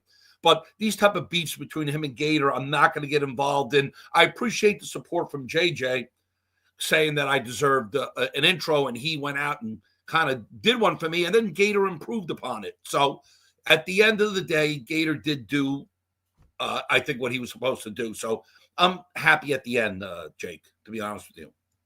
I'll tell you what, JJ, for some reason, just called back in. Yes, JJ? No, it was a butt dial. Sorry. Because I'm a butt muncher, so it was a butt dial. Okay. It's all good. It's all good. But a couple of things. And then I got to tell you about a dream that I had. You got to listen to the stream. It's a good dream. But let's. What type of dream? No, not that type of dream. Calm your freaky down. Not a sexual dream. Easy. All right. But just remind me to tell you about it. But I have to say, Jake, seeing this first, well, not first, but this mock draft from the Athletic Brugler there, wow. I pray to God this does not happen, that we get a wide receiver and then we go after this this corner, Sis. and they disregard even taking Ty Simpson and no quarterback at all. And then we're sitting there, and then you're really looking at maybe a quarterback in the second or third round if they see anything that they like, or they take a day 3 quarterback. So now we're looking at definitely a bridge quarterback, and any bridge quarterback that we really get now, Jake, there's really not that many out there that we'd be happy with until we pick that quarterback.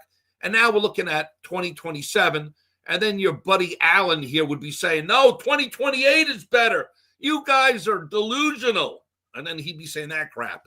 So it's enough of the nonsense. Let's pick one of these quarterbacks. You know, my choice is Mendoza. I like the smarts, the intelligence. He kind of reminds me of Chad Pennington with a little bit better arm. And, you know, he's a bigger dude. So obviously I want Mendoza. That's the guy I'm leaning towards. And Dante Moore would be my second choice. But I don't want to sit here, Jake, contemplating 2028 for another, quarterback and hoping that draft pool is good. You know, enough of this shit, you know, between you and I.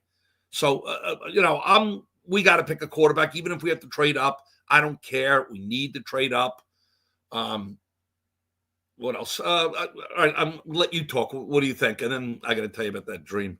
I want the quarterback this year. So if the board played out the way it did and Simpson was there, I would take him. My preference would be, I think at this point, more Mendoza than Simpson, but I'm not going to have my final lock breakdown yet. If Mendoza looks great against Ohio State, that will show me a lot. So we'll see, but I want a quarterback in round 1. So if the board played out the way it did in Dane's mock, I would have taken Ty Simpson at 7 and not a receiver. Yes. Agreed. Yeah, I really don't want to sit around for another couple of years and be kind of in limbo, Jake. Even if we are incrementally getting better, okay, that's fine. I'm happy about that.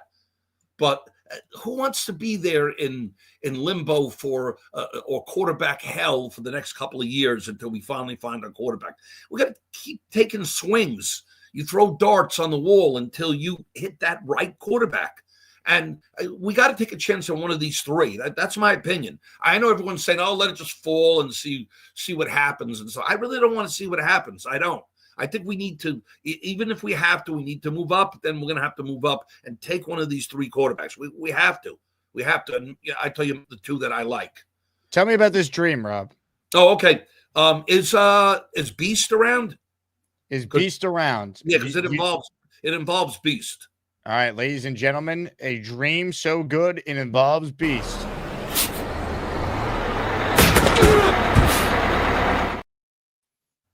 Beast.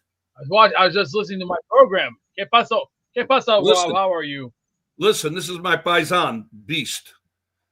Beast, let me tell you, I had a dream, right, that Neil threw this big shindig at his place in East Mauritius. So it was like a big like summer party, and all the Asmaniacs were there. And the only person I wanted to meet was you. So I'm like, where's Beast? Where's Beast? And they're like, yeah, he came in. He's somewhere here. And all of a sudden, you came in, and I saw you walk into the backyard with a plate in your hand of food and stuff. And then you went back in the front yard. And I was like, I didn't care about anybody else. I said, no, I got to meet Beast. So I'm going to the front and introduce myself. And I went up to you and stuff, and I said, I'm Rob from Glen Head. And you were like, I know who you are. Let's go get some gabagool. And you shook my hand. And you know what it feels like? I feel like I'm Suvio, and I'm meeting the guys from the one scene going, everybody say that they gabagool. You know, gabagool over here. It was funny, Beast. It was like the only person I wanted to meet in this dream was you. I was like, no, where's Beast? I know everyone else. Who cares? Where's Beast? Well, hey, let me ask you a question. Yeah. What do you see these next 5 games from now? What do you see? I'll put you on. I don't know. I think we're going to win at least one more game, or maybe 2. And I tell you, Beast, I want one of these quarterbacks. I really don't want to wait until next year to get a quarterback. So I'm praying to God that they pick one of these 3 guys. I don't want to be in quarterback hell until the following year. Okay. Why? You heard my suggestion, right? Did you know about my suggestion? No, go ahead. Tell me again. $3 billion is what we can do with money. This is what we can do. Get 8 new players, 2 new ace bats. And with the 8 new players, this is what we do need. We need another offensive guy. We need another tight end, another wide receiver for extra backup quality, and more defensive power. And I'm talking extra because why? This will save us a hell of a lot of money. Plus, we could also use extra money to help the community out, and also we could also try and put some money back into the NFL bank. See, there's a difference there. See, facts and fiction do come hand in hand. It's like eggs and ham. It's like steak and eggs. Even a gabagool sandwich meets the old salami and mozzarella. And you know what I mean by salami and mozzarella. Yeah. You got. It's mix and match. It's like a game of memory, or maybe a game of Well, sorry. what would you do, Beast? What would you do as far as quarterback? Would you take one of these 3? Would you get a bridge? Would you make a trade? I've had my eye on Mendoza, and I want to see what he does first. That's what I want. But first, before you do anything, I want to see what he can do first against Ohio State first. Before you do anything, let's see how he plays first. And then when the time comes, see what this looks like? Yep. Present him a check. Have him fill it out. But he can't go over a budget. And I'm talking he can't go over the budget. We're signing new players and we're going to get fresh new talent. AVT should be coming back soon. And Garrett will probably be coming back soon. Let's just hope for the best, think for the best, and then see where we go first. Because remember, nothing comes easy. You got to remember there are certain steps. There's timing, there's conditioning, and then there's also you got to look at who's going to play and who's not going to play. And right now, women. Man, that was something. What a plan. Great dream by Rob. I mean, there are dreams, and then there's that dream, man. Unbelievable. Some super chats before we get to our last call. Last chance to get in on the raffle if you want a chance at a Jets rivalry jersey. Big fella says, all us married guys know Neil isn't saying that BS with his wife in the room. It is happy wife, happy life, football point. Just say no to Ty Simpson. So big fella not in on Ty Simpson. I want to watch him more. I thought he was impressive, kind of keeping his poise and leading the game-winning drive in the Iron Bowl last week with Alabama's season on the line. That showed me something. Bino says they did try to bring in Todd Haley as a senior offensive assistant. He turned them down. Yeah, I had Todd Haley on my Mad Dog radio show last offseason. We talked about that. Said it wasn't a good time for him. Maybe they revisit that this offseason. Mike Duramo has entered the Asmaniac raffle. Mike, appreciate you. Let's go Islanders. He's in for 1. We also have this comment. Gator says, butt munch is funny. Come on, man. By the way, when JJ called in, he said it was a butt dial. That was well played. Amanda wrote, every time JJ says butt munch, I laugh out loud. It is funny as hell. Butt munch is a great term. If you can't laugh at butt muncher, come on. Fuck you, Dave Berger. Whoa! Ooh. Now, again, Charles Gorman's got some nerve. And I stand with Dave Briga. I want to make that clear. All right, ladies and gentlemen, one last call. Cash Money Mike will close us out before the raffle. Hello, Mr. Cash Money. Hey, Jake, can you hear me? I hear you, Mike. What do you got for us? Good, good. I'm sorry I haven't called in a while. Then MIA. I was on vacation as well, but I'm back. I am loving what Aaron Glenn is doing lately. I love the picks that Moosey got back from the trade. So everything's definitely peaking upwards. Looking for wins. I do have a take, and it's a high take in regards to the drafts. Instead of drafting the quarterback that's coming out this year, why don't you go after the quarterbacks that came out last year, right? And sort of like Cam Ward, so to speak. Now, hear me out before you cut me off. Go after Cam Ward, trade like a two pick. Carolina still has the number 1 pick, so they can pick their quarterback if they don't like Cam Ward. We can say Cam Ward. I'm sorry. You mean Tennessee? I'm sorry, Tennessee. Yes, Tennessee. What did they like Cam Ward? Why would they want to trade him though? He'd be going into his second year. They're going to build around him. Correct, but I got a gut feeling they don't like him. I mean, he's not playing at a high level they thought he would be playing. Well, And their he team was is terrible. They fired his. Look at the last 4 number 1 picks in the draft. Their coach has all been fired in their first year or right after it. I don't think they're going to give up on Cam Ward that quick. even though they got the even though they got the number 1 pick.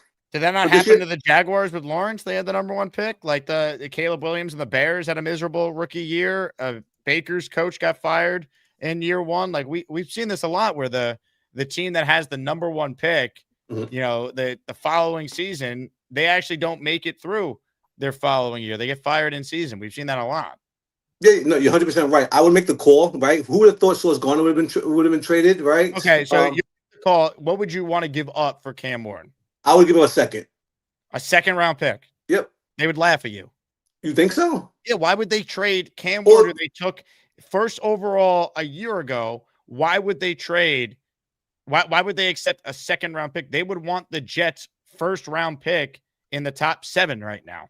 They And want that- the number 7 overall pick. So a second, and maybe the And probably another first rounder the following year or the Colts pick. really for all that for Cam Ward, who they might not believe if with. Cam Ward was in this draft, he's probably the first quarterback taken again. He's probably a higher graded prospect than Mendoza or Moore or Simpson.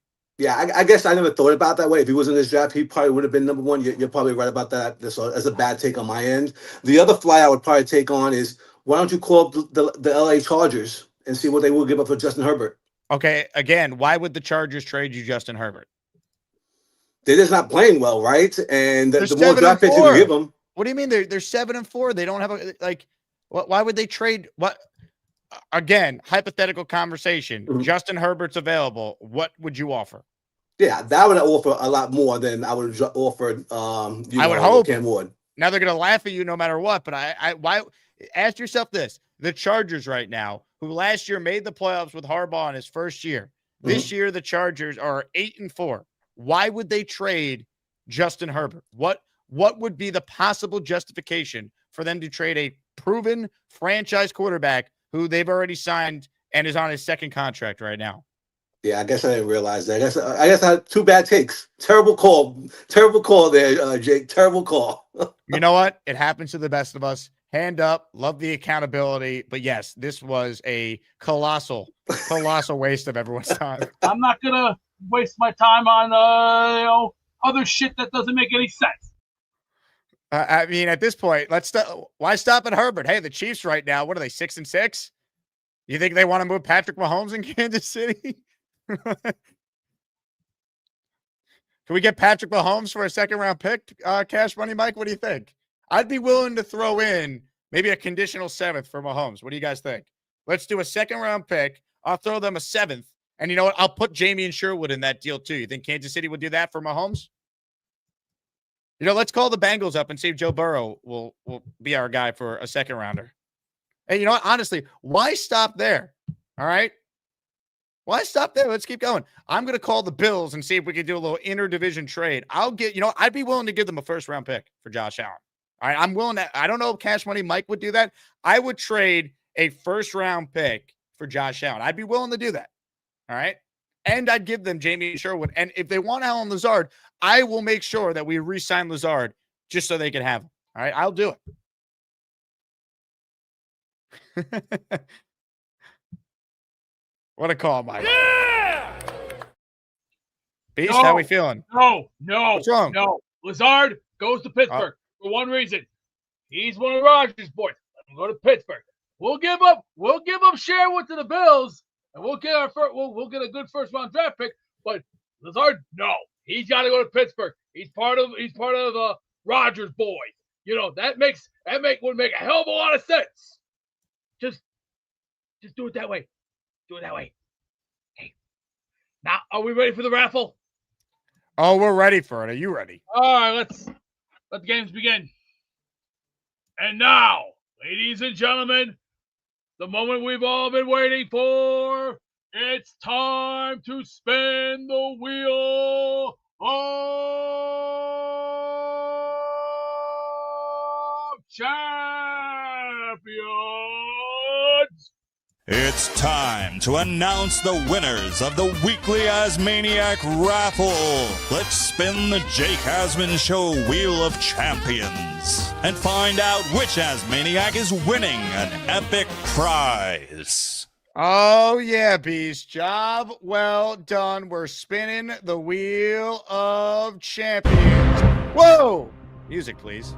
Apologies to everyone's eardrums. All right, here we go. We got some last-second entries, though, I'm seeing here. Black Gypsy, what else is new? He's always trying to sneak in there. He's in for one. I will add you, Mr. Gypsy. Jay Sylvester is in for one. I will make sure that we add you. Hold on. Let me just get my tally adjusted here. Black Gypsy in for one. Let me put him in. We got a lot coming in at the end here. Black Gypsy, thank you. Jay Sylvester, thank you. King Lowski in the house. We got to get a King Lowski call on the show in the near future. Lowski, this is for you.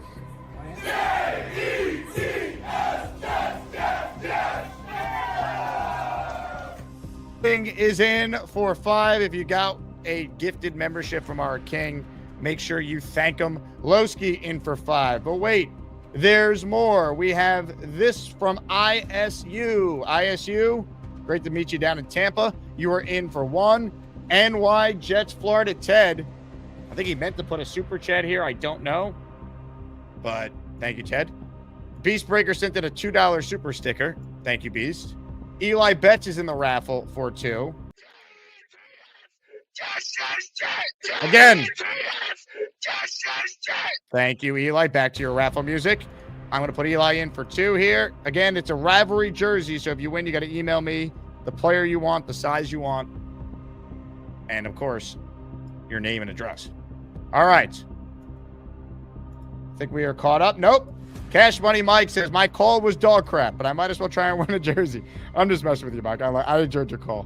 Cash Money Mike is in the raffle for 2. Let's get him in, and then we'll reshuffle the names here. Again, thanks to everyone for the late entries. I see we got another late entry. This is like the most amount of late entries we've ever had.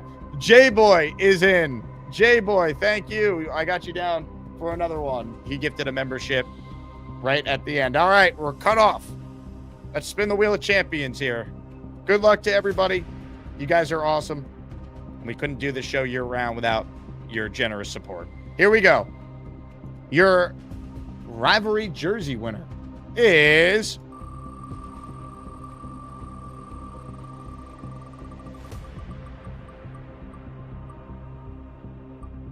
Dante 6563. Dante, you are the winner. You gifted 5 earlier. Shoot me an email, asmanjake@gmail.com, and we will make sure that you get your Jets rivalry jersey. Let's go. Who wanna fly with them Jets? Hell yeah. Congratulations to Dante. This came after the wheel was already spun. So, Mike Dems, I'll tell you, you're going to be in the raffle this afternoon. You will already have 1 entry. So, Mike, I got you in there. Thank you. Let's make sure we accounted for him. Okay. We should be good. Again, you guys are the best. What a show, man. What a damn show. That was a lot of fun. That was a lot of fun. You guys are awesome. Thank you for watching. We are back this afternoon. We're going to have Dylan Terriman on. It will be a lot of fun because Thursdays with DT always bring a ton of fun. On that note, I'll leave you guys with a clip that cannot be played enough, I'd argue, on this very show. If you missed it, you missed a lot, including something we call around here greatness personified. Go Jets, and we'll talk to you this afternoon. Yeah, I'm a tough son of a bitch. I've been through it all. I mean, I've been hit by a bus, still got back up. You've been hit by a bus. Let's start. What type of bus? Short bus? Public transit. The guy was an asshole, so yeah, I already took care of it. Don't worry about it. So what happened after he hit you? It got physical, so I don't want to talk about it. You beat up the bus driver? But I don't want to talk about that. I want to talk about that. Wait, hold on. And then the second thing is you said you survived an ear infection? 3 times. Wow. 2005, 2015, 2016. Survived. Hold on. This is a huge accomplishment. You're a 3-time ear infection survivor? No, that don't count. What do you mean they don't count? That's the past. This is the future. The future is Mad Max wants to buy your ticket. I'll pay you 25. Is that too little for you? I won't go under 100. Or $105. Does that sound good, Big Show? 105? Yes. Wait, hold on a second. Why are you negotiating the opposite direction? I'm just negotiating with Big Show. I'll buy your ticket, you know. What are you saying, 105? 105. $105. 105. Yes, sir. For one ticket for the Panthers game. All right, Jake, that's good. Sounds good, Jake. A deal has been made. Big Cho has officially sold his ticket to Mad Max. Sounds good, Jake. One of the worst negotiations I've ever witnessed, but a deal did get done. I finger myself. Oh, hi. Jake wants me to ask you to click on the like button. That's right, Lane. And if they don't subscribe to the Jake Asman Show, this team may never win another game. Let's go, Jets.